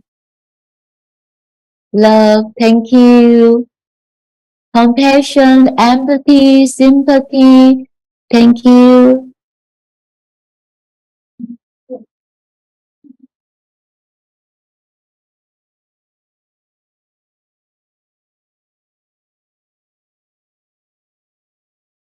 Can you give me last feedback?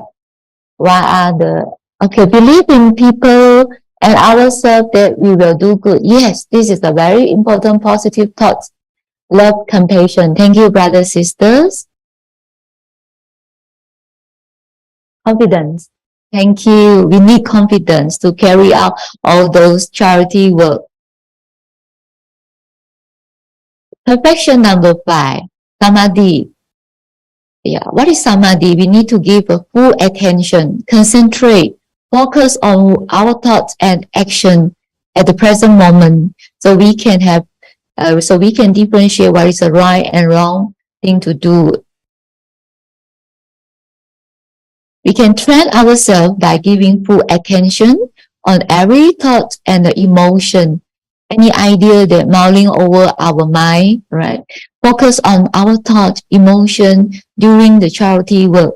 We listen to their sharing of the care recipient in a full attention. We can switch on, we can switch off our phone, or we can mute our phone. We give them a full attention. Everyone has different personality, habits, ways of doing things, because everyone is unique. So it is not easy to get common understanding, common vision, and common action in the charity work. By practicing the Samadhi, our mind will not be easily affected by the surrounding around us. Perfection number 6, wisdom. We wish to practice wisdom and compassion in our charity work. With the wisdom, we will be able to think clearly, able to do what is the best to improve the situation of our care recipient. If we can listen to the Dharma or our master teaching, we try to make an effort to understand and remember some teaching of the master, analyze the teaching, and think about how to apply them in our lives. Finally, we can put those master teachings into the actions to help those people in need to relieve their suffering. And we hope we will gain wisdom in the end. Alright. Now let's look at the application of the 6 perfections in the clean up activity in the previous case just now.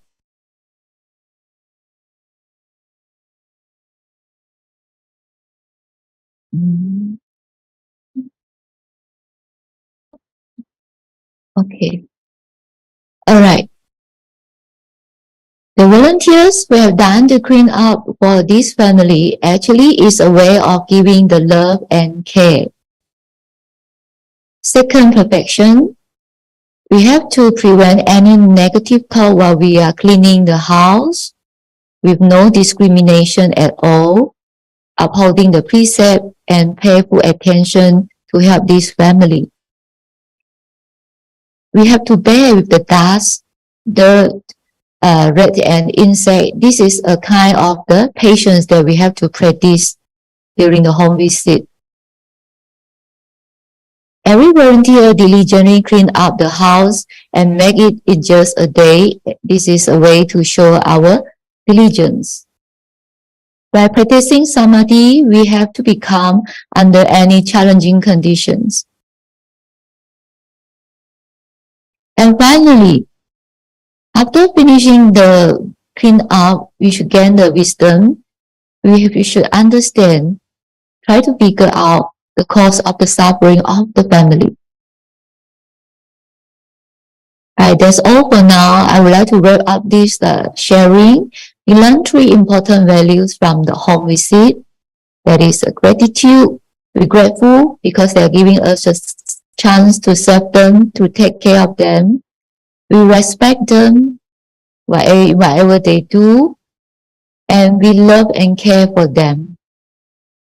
And we also learned that there are 3 perfections. These are the tools that help us to overcome the obstacles and the challenges during the home visits. What are the 6 tools? Now we can revise: giving, precepts, forbearance, diligence, Samadhi, and wisdom. Thank you for spending the time with me. Wish you have a good day. Thank you, brother, sister. Thank you so much, Sister Jinro, for sharing with us this very touching story.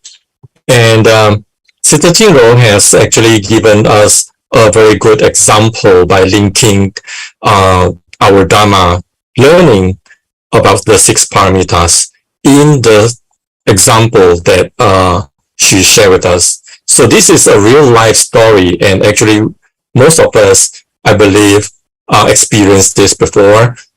And in the visits, when they're doing the cleaning, we can see that there's a different scenario where the rats were running around, the cockroaches running around, and we were there actually with compassion. Actually, we know that this family need help, and this is the compassion that we want to build in ourselves and train ourselves in really looking into people's need. And when they received the call, I believe that they actually did a lot of study and also do a planning when they really do the helping. From the video, we can see that they actually not just doing the cleaning, but they also paint the house, prepare them with the new beds, some furnitures, and I saw that they hang up the cross on the wall. I believe they are not Buddhist. So this actually reflects also Tzu Chi's spirit of gratitude, love, and compassion. This is very, very important. And I think in carrying or in helping Master Cheng Yen to help the needy and the poor, and also walking into the life of all sentient beings, we are not just want to help them, but we also educate them and bring them up to become another bodhisattva that could help other people as well. So as in the Dharma says, one seed could actually expand to infinity. And the example of the lights, tiny, tiny lights, all the little lights can actually gather together to become a very, very strong strength that can help the world and the community and people. The six paramitas is what our Master Cheng Yen always reminds us that when we are walking the Bodhisattva path, we are doing the charity work. There are a lot of challenges that we would face, and these six paramitas will actually guide us and helping us to overcome these challenges, these obstacles along the path of the charity work. Again, just to recite, just to recap, what we learned today, the gratitude, respect, and love is what we should always hold up to. And then the sixth perfection or the six paramitas is giving, hold up to the precepts, forbearance, diligence, samadhi, and wisdom. So with that, actually, it wrapped up our third session. Before we go for a break, I think right now we would start to go for a break, and then we will come back in the 20 minutes time, right? So after 20 minutes time, right before the next session starts, we will play a music again, and then we will come back and continue with our next session that is going to be shared by Brother Joe Huang about remembering our past. So we'll be right back. See you then.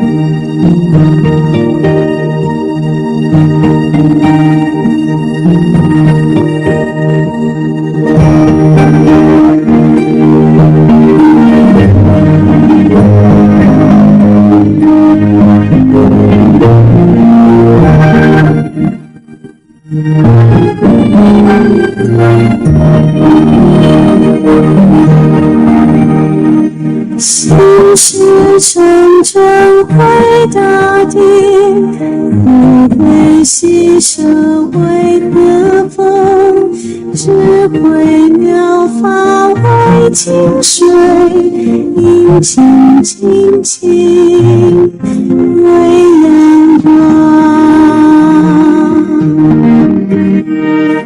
增长一切诸善法。去结果出离，坚定道心为宏愿，爱洒苍生尽心意，对治心梦山中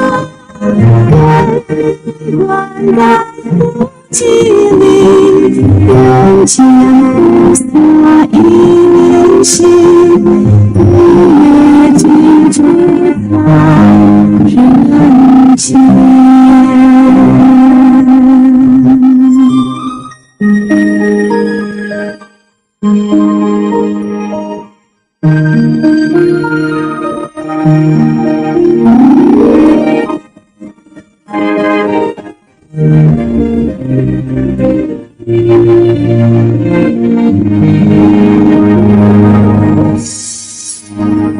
心事常常为大地，慈悲喜舍为何风？智慧妙法为净水，阴晴静静为阳光。增长一切诸善法，去一切佛出离，坚定道心里光然，爱洒长生尽心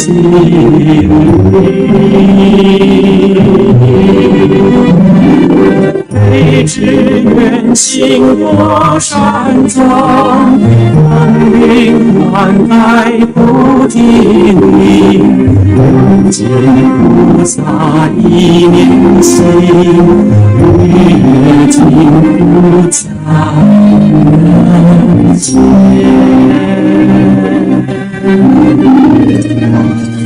扎一切诸善法，是我主力，心灵当心灵，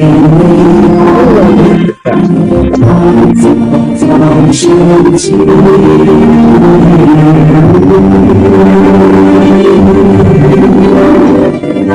对治愿行多善法，光万代菩提林，人间菩萨一念心，月尽不在人间。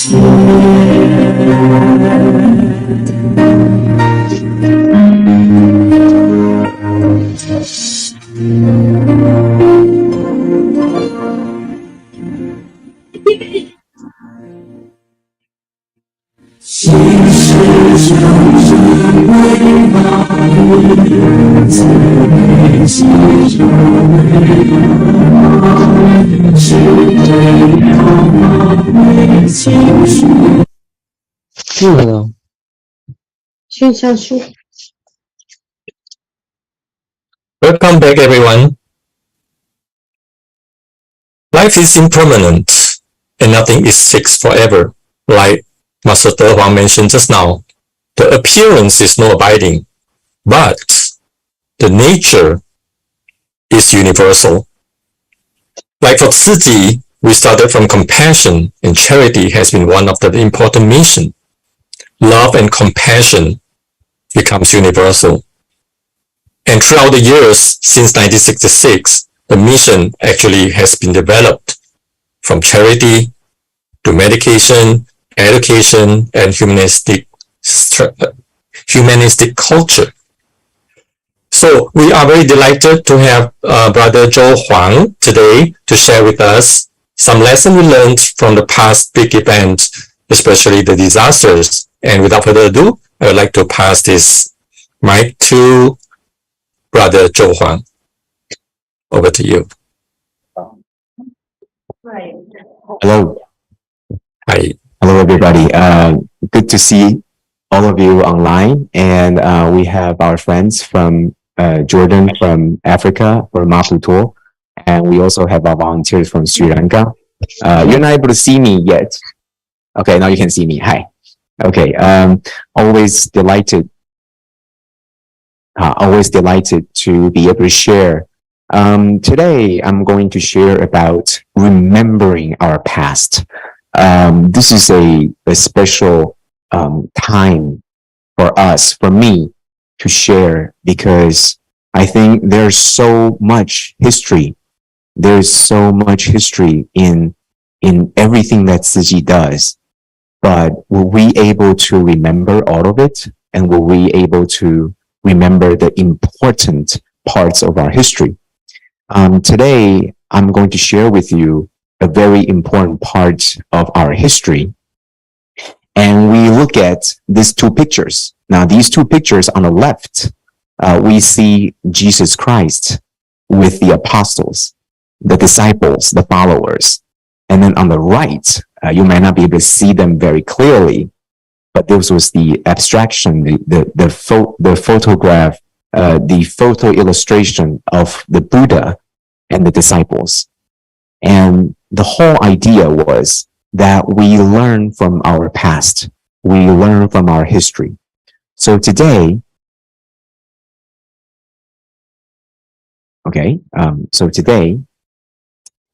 we start by asking this question: why do we have to remember? Now, we know that 2 points determine a straight line. You have 2 points, and then you can connect them with a line. Now, if we can think of the 2 points as past and present, then the cause in the past and the present leads to the present that we have now is a straight line. What we have in the past will cause where we are right now. If you connect all the dots, there is a straight line from our past to our present. So we know that 2 points represent a straight line, and therefore we can also predict the future because it's a straight line. So if we go from the past to the present, and if we follow what we have been doing, then naturally we will be able to get to the future. So, however, if we change where we are, then we will have a different part of the future. Now, this is very simple, right? If we change the 2 points, then we will get to a different future. So it's very important for us to remember, out of all the points, the only thing that remains the same is the past. The past isn't going to change. We can still change where we are in the future. So we can still control where our future is going to be. However, if we don't even know what the past looks like, then how will we be able to predict where our future is? So if we only have 1 point, and that's our present, we only know what we're doing here in our countries with Tzu Chi, we only know now, and we don't know the past, how will we be able to know what the future looks like? Therefore, I think it's important to remember our past. So today we're going to be talking about a very important past event that shaped, that helped us, directed us to further understand what Tzu Chi is, to help us understand why we're doing these things, to help us understand why Master Cheng Yen, why our master teaches us the things that she wanted us to learn and to do. So this is the retrospect, or going back to the one of the most key events in the Taiwan history, in the history of Taiwan, of Tzu Chi. This is one of the very major events, and this will take us back to 1999, which is about 24 years ago. 24 years ago, there was this earthquake that happened on September 21st. Now, some of you might have not been born yet 24 years ago. You are very young. I remember back then in 1999, I was a sophomore in college. So, and I remember when this earthquake happened, I remember exactly where I was. I remember where I was when I heard this news. And I remember that we mobilized, we went on campus, and we fundraised for Taiwan. And so for some of you who did not know what happened, let's go through what happened. And let me show you with this video. And we'll keep the video sound, audio a little bit. I will try to translate the key points from this video, and hopefully you will get a glimpse of what really happened.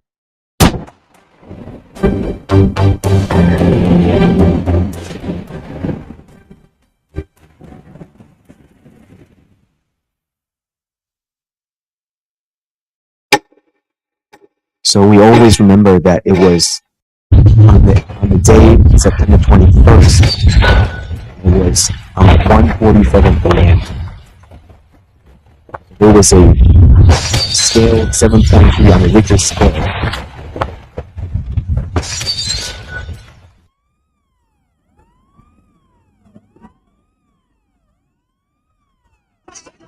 I see that the rescue people.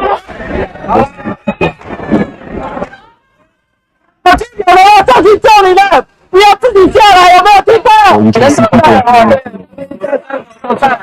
So you see these family members. They said, "Please." 1999年9月21号凌晨1点57分，惊心动魄的地震持续了102秒，豪华拉全台跳电，祝福这些倒塌的好之外，四周到处是呼喊和哭声，眼前的景象宛如炼狱。 不要！我的孩子还在里面，我不要去。 So the mother was saying,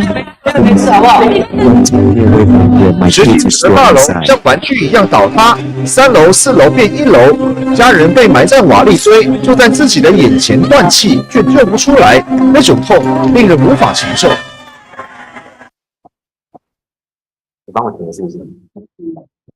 Okay, so what we have seen earlier, there were family members who was able to get out from the earthquake, from the rubble, and they didn't want to leave.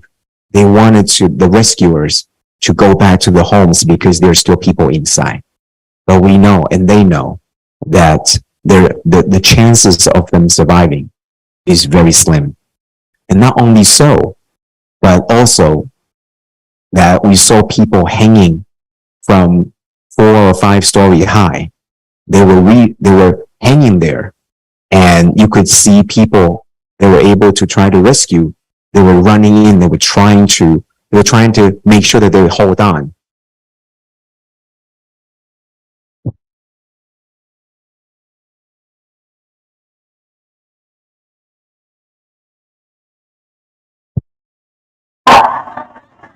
Yeah, 一个妈妈一个小孩，你第一次觉得手在你身边， These are the rescuers. 那是这么真实。 眼前到处是死亡和无助的气息，地质探勘人员在震后进入灾区，更目睹了台湾土地被撕裂的伤口。 9一之后，草岭大崩塌形成一个堰塞湖的一个状况。就是地震前，白色就是那个山坡已经走掉了嘛？对，怎么走山呢？而地震虽然是天灾。 So what just had happened was that the geologist, the scientists that study the land, that study the landscape of the lay of land in Taiwan, they discovered that after the entire earthquake, it was as if the mountain has shifted. So this was a major earthquake, and the buildings collapsed. 但黑心建筑却夺走多条人命。通通剪掉嘛，每个房子里面啊都有看到钢筋啊，都跑出来了。大楼水泥结构里竟然有沙拉油桶，钢筋也是随便绑扎，遇上强震应声倒塌。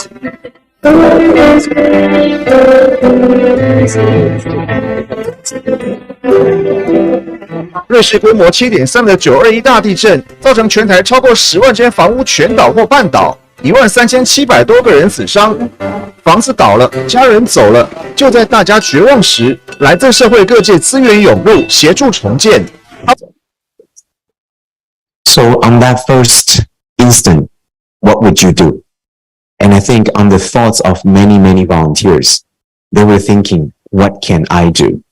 This is a time when communication, power, water, roads, transportation, all were stopped, all were interrupted. So imagine 24 years ago, not many people have cell phones, and we have to rely on landlines. So what happens? All these things were interrupted. What would you do? What can I do? So during that time, Tzu Chi volunteers mobilized. They asked themselves, what can I do? They went back home, not to make sure that they took all their valuables. They went back home for their uniform. They put on their uniform, and they knew that where their families will be relocated, and then they went back to the street. Instead of stay at where the relocation center is going to be, they went back to help more people. That's what the volunteers did. So the very first thought of this major disaster that happened, that all the volunteers, they right away mobilized. They asked themselves, what can I do? So this,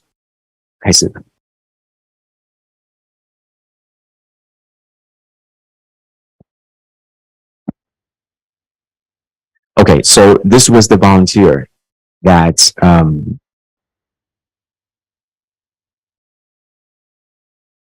okay.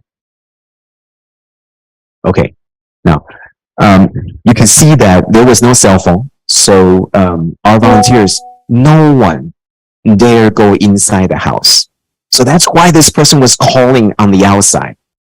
And the homes were already gone. So where can you go, right? You had to. So this volunteer, Mrs. Lin, she went to a nearby water company. There was a building that was still intact. So people had to go in, grab the landline, the phone with the landline attached, so that she could make a phone call. And you could see that she was kneeling down because she was talking to Master on the phone. And so what was the thing that she was saying? So Master said to her, she was explaining what was happening. What are we doing? What the volunteers are doing. So Master told her, you must remain calm. Remember, don't let anyone go hungry. That was the very first key message that Master said to her. And then remember to observe and take care of people. What does it mean to observe? See what the people need. We're going to get the help. The help is on the way. So Master said, do not worry. I will send help. So that was the very first thing that really happened. And this was already hours after. But after the initial earthquake, what had happened was that in Hualien, in Taichung, that's where our chapters are. Hualien is our headquarters. Taichung is where the chapter is. Right away, in less than 20 minutes, our volunteers were already organizing. But this is where the disaster struck the hardest. So the volunteers, they lost their homes and lost everything. So they have to find ways to reach the communication. That's why you see there's a phone on the ground. They're not inside the building, and they're preparing to do what's necessary. So what's next? Well, in our chapter, you begin to see a lot of people from all over Taiwan. They're sending all these material and relief goods to this place. So a lot of times we don't know why. We don't understand why we are building these 慈济 hall, 静思 hall. And why do we need to build them so big? It has a lot of purposes. One of the probably the most important purpose that it serves is that in time of crisis, in time of disaster, this is the place that mobilizes people.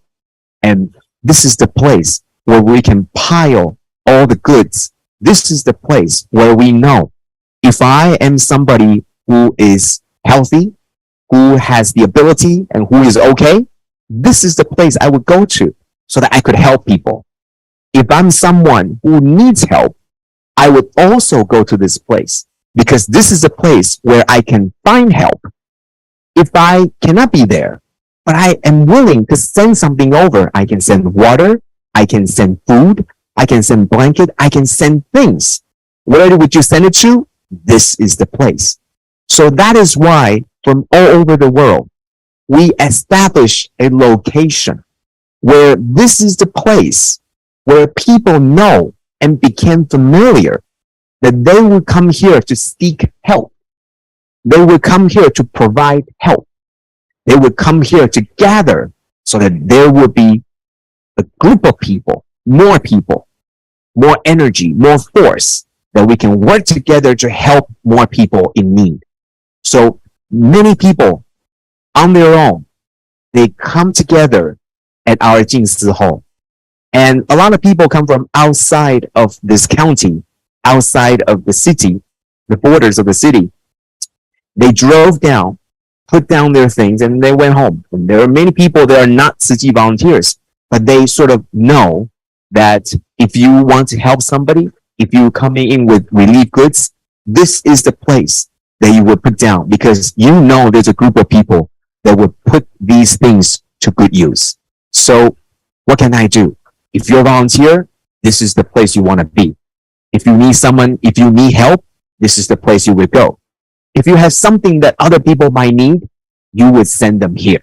So that is what the location is very important.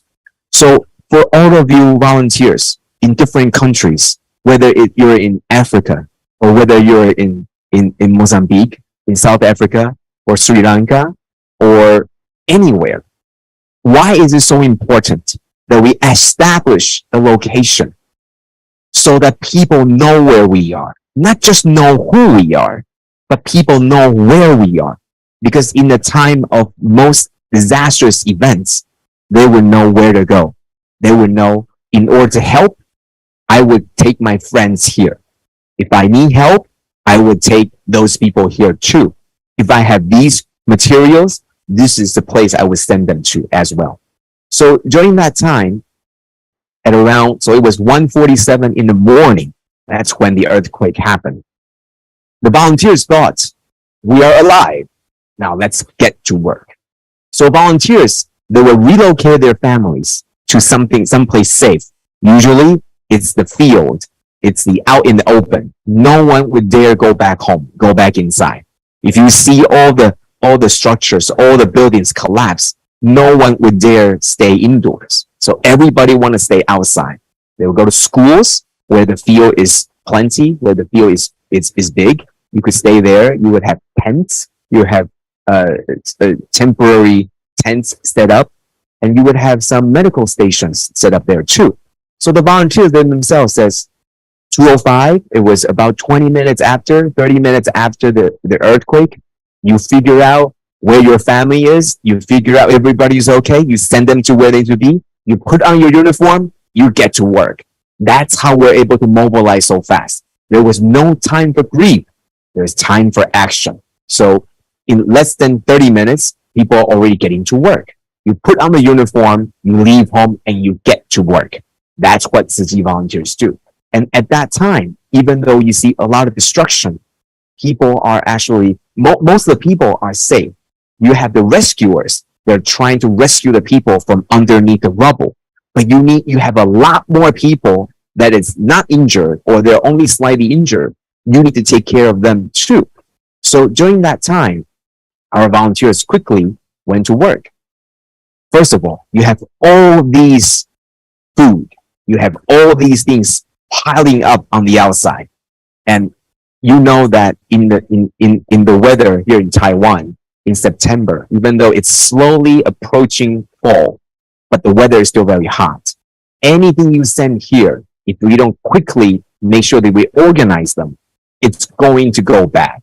So we have volunteers making sure that all these things are put to good use. Many people, they came, they sent these, for example, they gave us grains of rice. Well, you can't just give people rice because you need to cook them. But where would you cook them? There's no electricity. All your pots and pans are in the house. No one dare go back in the house. So sending the rice here isn't going to help a whole lot unless people are going to cook them. So the survivors are going to need, and not only this, but they don't have anything. All their simple things. For example, something simple as toothbrush, they're not going to have. You might be asking, why would you need toothbrush at that time? Well, people are going to need them. People are going to need a lot of things that we take for granted. So survivors are going to need many things. One of the things they're going to need is money. So how are we going to give money? First of all, where is the money? So the volunteers, on the very first thing, they took their own money out. They pulled together their own money, and then they begin to distribute because they know, I am okay. I am okay, and I have the money, so here's the money for you. If you need to go buy things, you could. And not many shops are open, so it's not like you can buy many things. So the volunteers, right away, they are survivors themselves. They might have lost their homes, but they pull together what they have, and they start to give out money. But it's not enough. Why? Because the banks are not open, right? They have no power. The banks aren't open. The transportation, the people that work the bank are also trapped in homes or can't come. And so we have to send money from Hualien. We have people taking out millions of cash, and we took them, driving directly to central Taiwan where the earthquake happened. So these are the very first instances where volunteers, they sprung to action. They right away know, I got to do something. So the very first thing is, what can I do? There are a lot of things that happen during the very first moment. And so one of the things that was very, very difficult was, well, what about the deceased? The people that perished, the people that passed away. Right away, you know the weather is sort of summertime. September 21st is very slowly going into the fall, into the autumn. So the weather is still very hot. One of the things that Master knew was that in any time, this was back in 1999, Tzu Chi had already had experiences knowing what to do in times of major disaster, mostly happening outside of Taiwan. But in Taiwan, this was probably the very first instance. And we know that in this time of weather, we need to very quickly take care of the deceased body. Otherwise, there could be pandemic happening beyond that point, and we wouldn't want that. There was already many problems happening. We don't need another problem happening because we didn't take care of the deceased ones. So what can we do? There was the military and also the government requested 10 refrigerated containers. Why refrigerated? Because we can't possibly dispose all these bodies. So we need to make sure we keep them refrigerated, and we need to make sure that their relatives have a chance to know who this person was. Everything was in a hurry. We need to refrigerate them, and then we can go back someday to finish the paperwork. But if we can't refrigerate them, you can't just lie them outside on the open. There could be problems, pandemic, there could be diseases. You can imagine, if there's water coming, where would the bodies be? If there are wandering dogs or cats, or there's just a lot of problems that could happen. So 12 refrigerated containers, 10 from the government, and there were 2 provided by Tzu Chi, because we have volunteers that actually have operate the entire shipping company, and they have these refrigerated containers. And not only that, but one of the stories that Master always said was that they requested over 1,600 body bags right away. So, and Master always recounted this story where at first she received a phone call only asking for 500. And then minutes later, they requested 500 more. And then minutes later, they requested 1,000 more. So exact amounts were already lost track. Was it 1,600? Was it 2,000? But the whole point was, it was very, very difficult to gauge how many people perished that morning. So while we were still in the golden 72 hours after the earthquake, we had to retrieve the people. So while we're retrieving the survivors from under the rubble, we also dug out many, many deceased ones. So that's when we began to pile up these bodies. That's when the body counts began to pile up. So this was very difficult, asking for refrigerated containers and then the body bags. This all happened in Taiwan.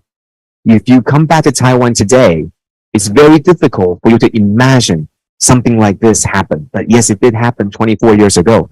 That's where we have the experience. That's where we begin to learn from Master what we should do at the very first instance. So requesting the refrigerated containers, requesting the body bags, these are not the hardest part. The hardest part was that when the body bags and the refrigerated containers were not there yet, it's going to take time before the body bags, before the containers can come. So what do you do in the meantime? Well, you could try to do what you can. You lay the bodies on the ground. You try to sort of put them there and you try to pull a blanket over it, but you don't have enough blankets. You don't have enough clothing. You don't have many things. So you could try to do the best you can. And very quickly, the very first containers came. And so we began to put the bodies inside the container. Well, who was going to do it? Well, the military, all the young military, the soldiers, they began to help. I mean, they're able-bodied, they're young, but precisely because they're young, they never handled that many dead people before, dead bodies. They probably never seen dead body. Taiwan has been very peaceful in the years since the conflicts with China. So in 1999, it was about 5 decades, 50 years since there was any major military action between the two shores in Taiwan and China. So people have been living peacefully. So even though they're military, but they've never seen something so major scale where there are people dying and there are people hurting. So their major task was to take these dead bodies and put them into the refrigerated containers. The refrigerated containers were about -20°C. So it was hoping that we could keep the bodies refrigerated, but there wasn't enough of them. And in fact, when you first take the bodies in, it's not going to be refrigerated right away, right? It was, you're taking deceased bodies in, and it wasn't right away. So there was a lot of, and the bodies, they were still having fluid. People, they have wounds. Maybe their body parts were sort of separated. So the fluids actually were coming out of the body bags. In fact, it was even dripping onto the people that were sort of taking the bodies. So a lot of the military, the soldiers, they were too young. They couldn't handle this. So the volunteers, because they were probably in the age of maybe 30, 40 years old, maybe even 50, they sort of have to be the brave ones. They took over. They talked to the soldiers. They talked to the younger In their eyes, they were boys. In their eyes, these were probably the same age as their children. They told them, you could just rest a little bit. You could have, take your time. We're going to do this. So our volunteers, they were the ones taking the bodies, helping the military. And there was still fluid coming out of these bodies. And you can imagine how difficult it was. Master always shared the story where when we were moving the bodies, the fluid would come down. You had to lift them up to go into the containers. And Master would always recount the stories where the fluid would go back inside onto the clothing, onto the bodies of our volunteers.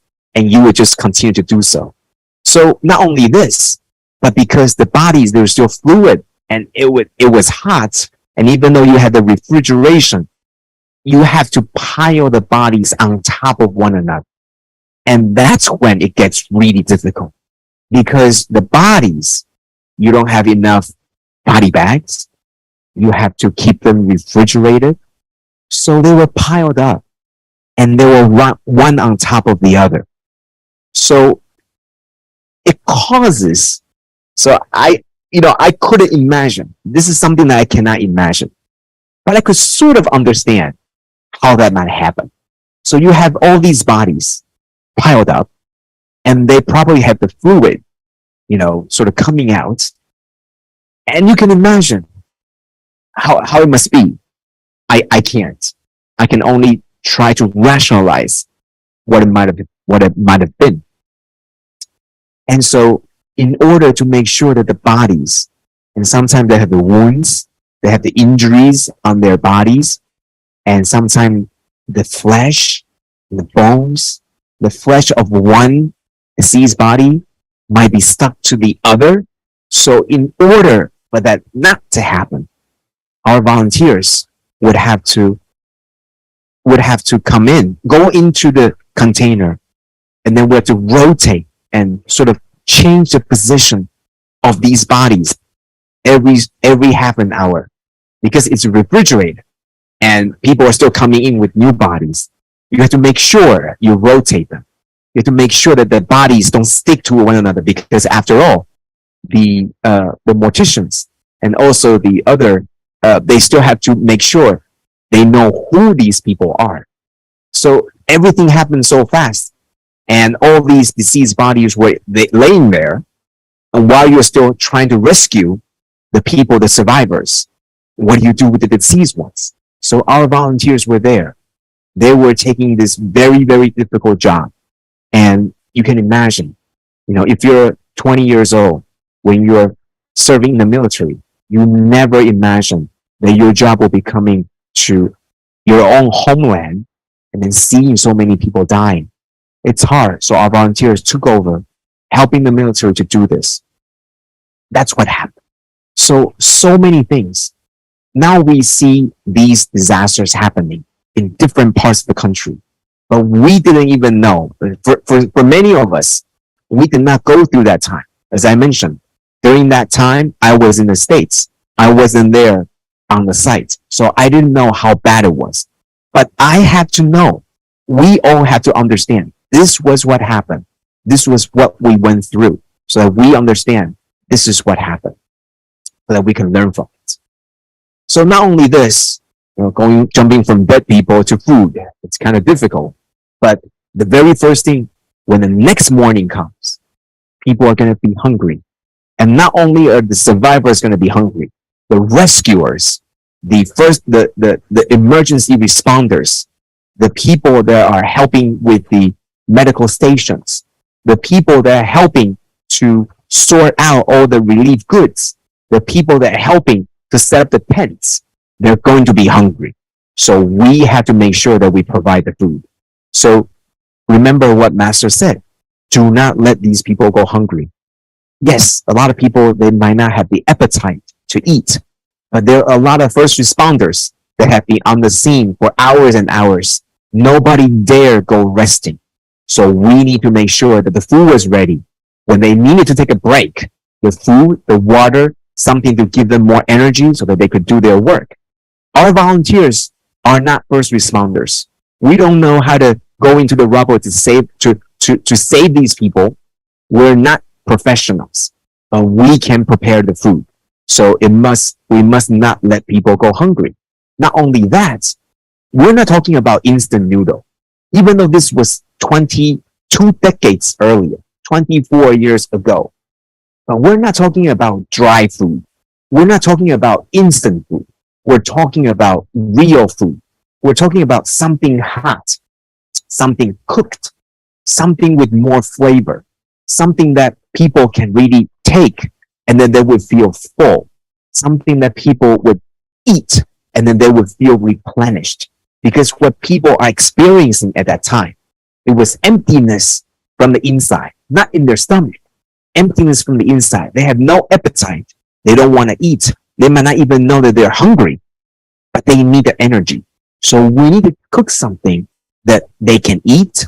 We can cook something that's healthy. It's not instant noodle. It's not something that's just bread. It's something that's hot and can be served with a lot of flavor. So our volunteers began. We put our stoves, we put all the cooking apparatus, all the culinary teams, they came out, right? If you have electricity at home, then you cook the rice. If you don't have electricity at home, you come out. We make the food right there. And so you can have the gas stoves exposed on the outside, the fire, the flame, all the cooking happen on the side of the street. So Master thought when Master went to Central Taiwan, went to our chapters in Central Taiwan and went onto the site of the disaster, she saw this and she thought to herself, this was very dangerous. You have all these stoves, gas stoves, and it was very hot during the day, and you have open fire everywhere cooking. Well, what happens if something were to, say, gas leak? Would there be some kind of explosion? Would there be some kind of something very dangerous? There could be. And we're very fortunate. None of that happened. So that's why all the things that we're doing today, we are doing so much to make sure that if we have a mobile kitchen, if we can somehow stop doing this open fire cooking, open gas stove that is cooking right on the side of the street, instead of that, we could have a mobile kitchen where one kitchen have all these necessary apparatus, and we were able to cook meals for thousands of people with just one truck. That's where all the development comes. So that's why it's important to understand the history so that we understand why Master wants us to develop this new technology so that we would know what to do when something like this happens. Now, moving on. So we're talking about food. We're talking about diseased ones, but other things beyond that, the rebuilding efforts, they're going to take a lot of time. So what can we do? In the meantime, we could have all these tents, but the tents are not going to serve people well. It's hot. People are going to need to get to work in a week later, 2 weeks later. Things are going to pick up. Life is going to resume. So what are the people going to need? What about their future? Are their kids going back to school? Where is the school? Are people going back to work? Where is the work? All these things are going to happen. The society needs to pick up. Their lives need to be picked up. So what do we do after that? What about this land? What's going to happen? So Master right away thought about this and then imagined what we can do. So here's the next video that I would like to show you that unfortunately is still in Chinese. I was hoping that I could do translation, but let's take a look at this. And this is the video where Master began talking about on the day of the earthquake, already talks about what can be done, for the livelihood, and not only that, but where people are going to stay and why. So let's take a look. 房子代表的是什么？不止遮风避雨，而是家。那么房子垮了代表什么？不止餐风露宿，而是家没了。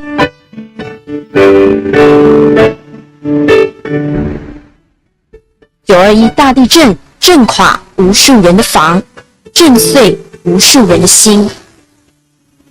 地震过后第3天，随即采购相关建材。第7天，慈济大爱组合屋动工。同年12月底，1743户，21000。It says here, on the third day after the earthquake, let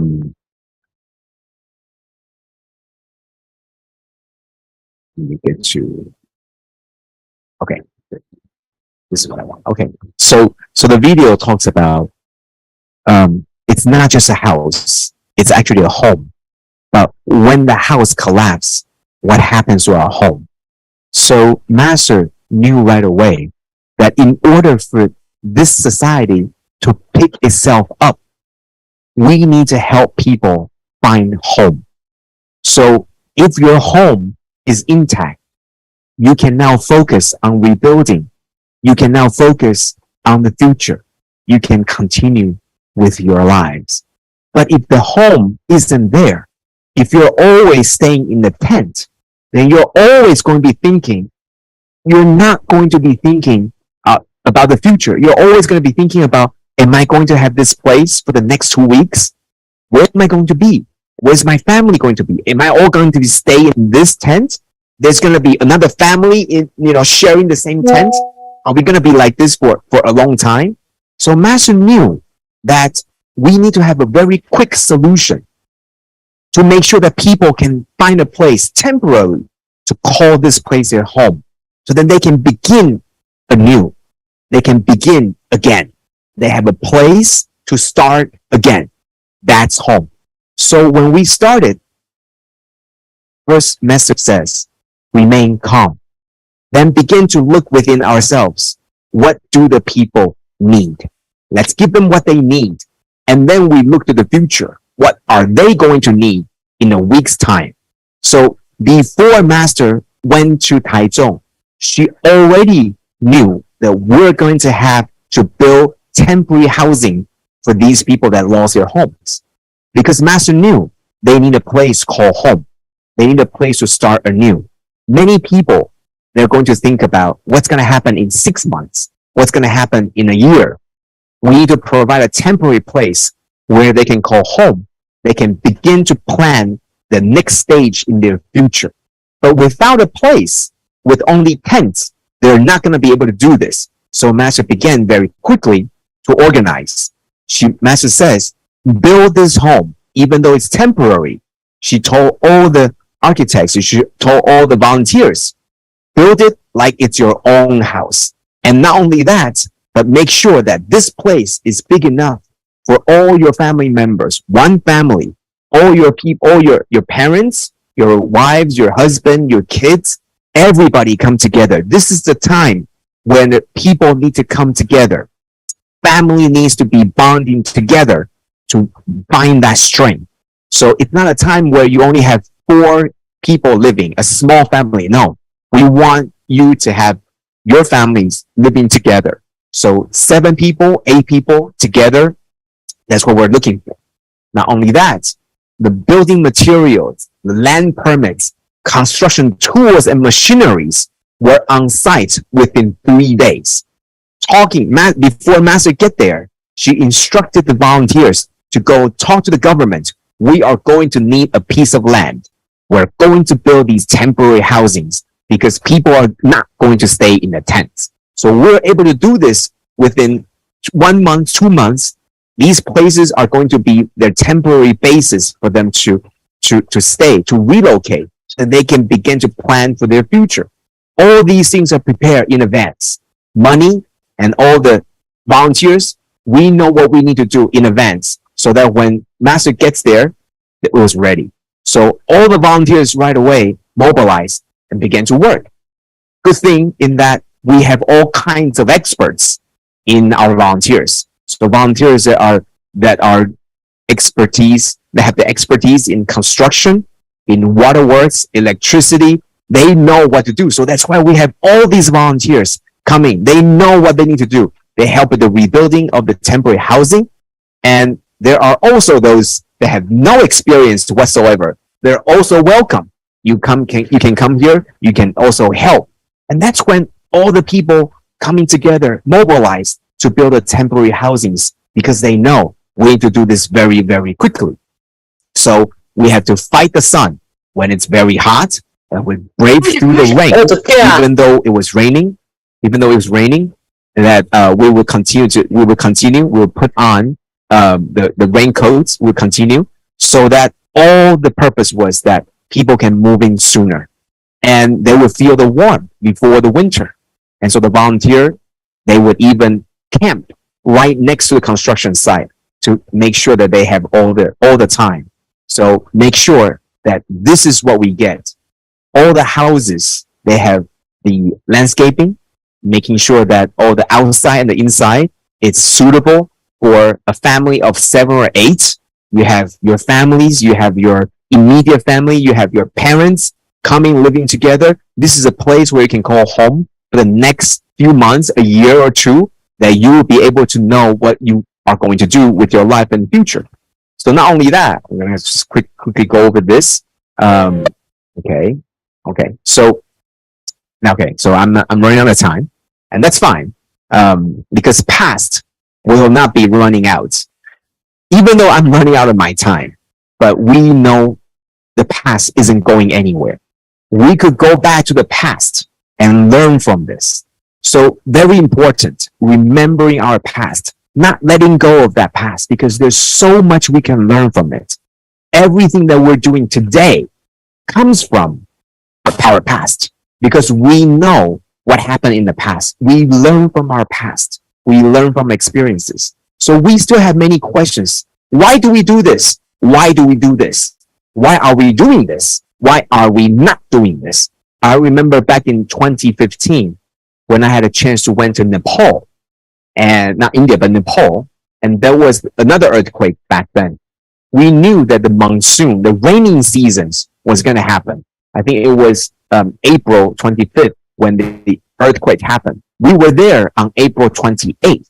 We were there and we were helping. There was a lot of tents already there, and the raining season was coming. And I remember back then requesting, please, we need more tents. And there were just not enough tents. And at that time, Tzu Chi Foundation were already working on prefab temporary housings, because we knew from our past experience, we knew that the tents were not going to be enough. The tents were not going to be enough because the houses collapsed. Tents is probably going to be good for about a week or so. But in order to rebuild the entire society, or rebuild the construction, it's going to take a lot longer than that. So we're going to need these prefab, these temporary housings to help. So there are a lot of these questions that we have. So the only thing is we learn from our past. And the way that we learn from it is we have to remember our past. Maybe we do not understand all the details, but very slowly, if we remember our past, every time we talk about it, there will be some wisdom coming out of it. So wisdom is the accumulation of the past experiences, and therefore we should know our past well in order to accumulate the wisdom. So this is something that I always remember by. Sometimes we look at these, sometimes we look at a failure, but if we can learn from it, then it's not a failure. It's not a tragedy if we can grow from it. Something that already happened in the past, but it's up to us to make the most out of it. Maybe something we didn't do right, but if we can learn from it, then it's not something that didn't do right, then it's something that has value. Even though many people lost their lives, many people lost their homes, lost their loved ones. But if we can learn from it, and if we can grow from it, then we could make the best out of it. And that's what remembering the past is so important. How do we learn? We learn this together. And we do this by slowly. We will learn from from when the next disaster happens, then we will learn from our past, and we will continue our path forward, and we will do this together. We will grow together. So why do we remember? Because we want to have a different future. Because we want to learn so that we will know that we would have a different future, because the past isn't going to change. The past is already going to be there. Learn from it so that we can change our present. In a way, we can change a different course for our future. So know our past, make our present. Together, we can create a much better future. That is why you are where you are. You are now a Tzu Chi volunteer. Know our past, learn from it, grow from it. So when something that needs you, you will be asking, what do I do? What do I do? Learn from the past. What does the volunteers do in the past? What do we need to give? What do we need to prepare? What do we need to think about? That's how we can learn from our past and grow together. So remember our past, learn from our past so that we can make the best of the present and we can have a much better future. So thank you all for giving me this opportunity to share. And I hope that knowing what happened in the past will allow us to remember, to know better about what we can do in the future. Natural disasters or man-made disasters are going to happen. But the only thing we can do is to make a better preparation. So hopefully in the future, we will be better prepared. Thank you. Thank you so much, Brother Joe.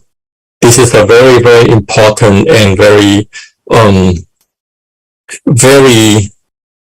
touching story that you share with us. I think this is exactly how we benefit from a worldwide or international training session where we do not really have the experience to be there ourselves, but then from the sharing, we actually feel like we were there, and we really feel the hardness that the victims or the people there experiencing. Thanks for sharing this, and thanks for also reminding us about the history. And thank you, Brother Joe, for helping us in identifying where we are, that we know that the past is there and it's already happened. We cannot change it. But now is the time where we change our present that will drive where we are going in the future. And this is very important moment that we cherish right now, that we have this opportunity to learn from each other, from Brother Joe Huang, from Sister, from the Dharma Master, on how we are making a better life of ourselves and also to serve sentient beings. I like the quote that Brother Joe shared just now. It's not a failure if we learn from it. It's not a tragedy if we grow from it. It's very, very important. And thank you, Brother Joe, for sharing this and bring us together in going through this experience.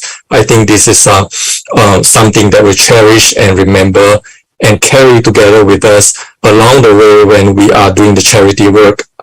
Hopefully, one day we do not need, but then one day, if this is really happening, thank you, Carol from the line in the YouTube, that she shared that, yeah, this is not just to learn, but also to train ourselves from these experiences so that we are prepared when things are really happen, although we do not wish that happen. So we wish that people's mind are cleansed. We hope the community is peaceful and there's no disaster in the world.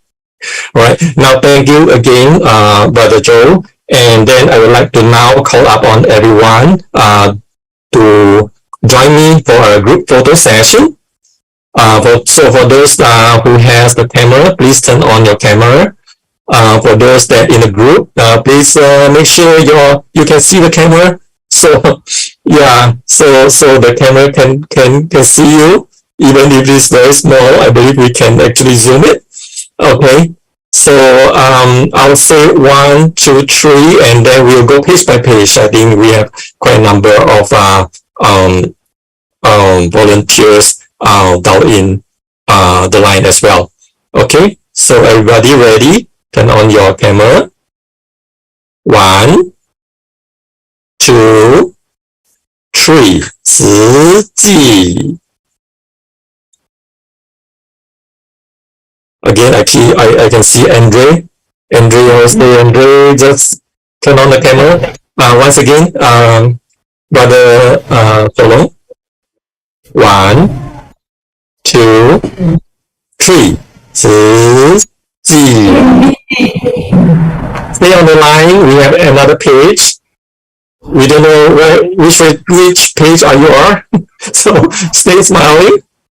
1, 2, 3. All right, thank you. Okay, is that good, Brother Solong? I can see your video. Give me a thumbs up if you are ready. All right, thank you so much, everyone. We got your pictures. All right, so now we are going to go to the very important session from Master Cheng Yen to bring us the life wisdom.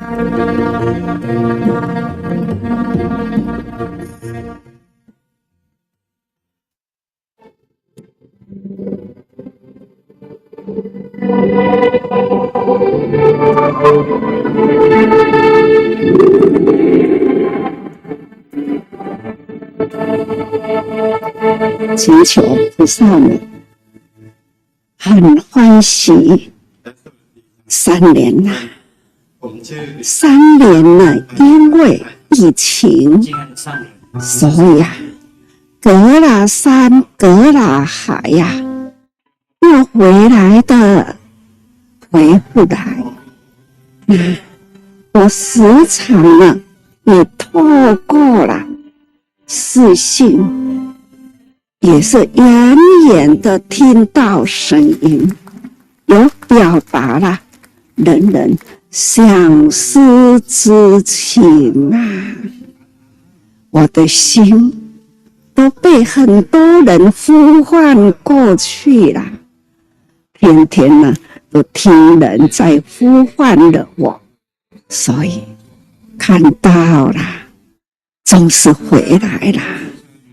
上台来表达他们的心意，总是让我非常的感动啊！我更相信，实际啦，每一位的花心就是一粒种子，大家都很清楚，一棵大树，合抱的大树，是从毫芒开始，毫芒就是种子的基因，每一颗种子啦，里面的基因要把握因缘，有这样的气候，气候就是因缘。还有呢，有大地，还有水分，还有太阳，所有的因缘都记住，只需要那一颗种子，把它及时播种，这一颗种子啦，也会萌芽、幼苗，成为树苗，成为小树，成为大树啊！这一棵大树，它可以连连开花，开花结果就是种子累累。各位菩萨，今天呐、菩萨们呢，已经开花也已经结果了。人人这一颗种子，总是很饱满的种子，带着这一颗种子呢，放在心里，回去了，好好的培养心中的幼苗，成为大树，承担起来。当我把这一个证把你贴在胸前，我心里呢总是满满的祝福，期待这一个证贴上你的心头，这一颗种子呢牢牢的种植在心灵，带回去了，那就是要开花结果。就如莫桑比克保罗在这里跟大家分享，他对做志工是很珍惜，每天要出门，要穿上背心之前，要先向了他的背心合掌问信才小心翼翼的拿来穿上身上，开始出门就是近似于拿着跟他不认识的人，他会就拿下来跟人家分享近似语，那样的身心那一份的虔诚落实在生活，落实在他的足迹。各位，我爱的就是如此这般，我相信他就是发大心立大愿。相信各位今天这一粒种子种下去了，所以大家保罗能做到，相信各位条件比他好，应该做得会更好。你们面对的很多的企业朋友都可以找机会弘扬佛法，人人都可以说法，跟大家说，我说的都是很小的小小的话。我现在也跟大家说小小的话，小小的话就是那一粒种子，那一粒种子需要大家放进了心坎里，好好的带回去，要就地开垦。所以把自己的这一粒种子好好的自我心田，我自己的心田好好培育好，一定有丰收，一定会有丰收。慈济救灾了，走过了100多个国家，这都是慈济从5毛钱。各位不要轻视，轻微的少量，人人花心就变成了多量，无量，所以很期待各位菩萨，你跟我同等的心态，你还有你跟我都有这一股的力量，我很期待人人要对自己相信，因为呢，我现在很期待人人都有自信，花心为人世间苦难人铺路，所以呢，我会用很大的力，一讲再讲，期待不要说我这样的种子一下浮在地面，一阵风啦，或者是呢一瓢水啦，又把它飘掉、吹掉。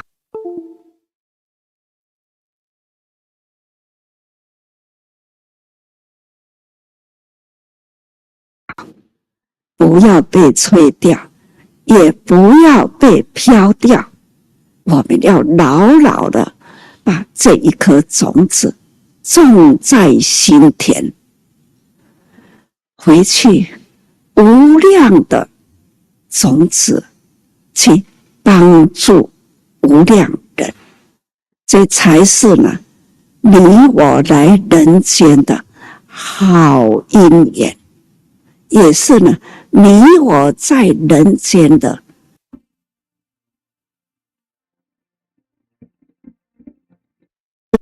你我在人间的有价值，总是呢活一天做一天。我发愿了，就是我能说，我一直说到了，要说到了最后一口气，也要做到了最后一口气。有没有放下？我还不放，我去了，要会赶快再回来。也许呢，回来了，会很快就会说法，我就要说法，也要很快就会站起来，学走路，就开始了，要走上实际路。这是我的心愿，大家可以为我做见证。我不知道今生的未来还有多少，我不知道，我只能呢盘点过去我走过来的路，跟大家保证这一条路你们跟下去了，绝对不会有错，那是利益众生的刚庄大道。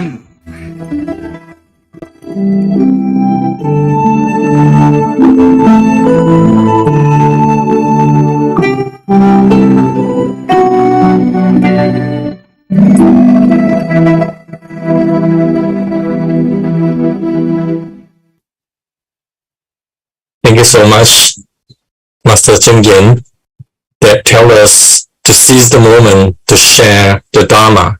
One seed could actually end up to countless seeds. And this is exactly what the essence of the Sutra of Infinite Meanings. One can grow to infinity. This is the value of our life in our world. So our Master Cheng Yen actually vowed to expound the Dharma forever. Even after this life, she vowed to come back again and walk again and able to talk again and expound the Dharma again. So hopefully everyone will be together with me, with the Dharma Master, to continue to seek this very, very, very important Siji or Buddha teaching to the world and benefit the sentient beings. So now we are going to end the session and wrap up for today. We are going to have a break of 10 minutes. and then everyone will break out to your respective areas workshop. So I know that there are some area Europe volunteers will stay on the line to do the workshop online, so please stay online. And the rest of you, you may go for a break and then continue with the workshop in your respective area. So now we will wrap up for today's session. So I'd like to invite everyone to please stand.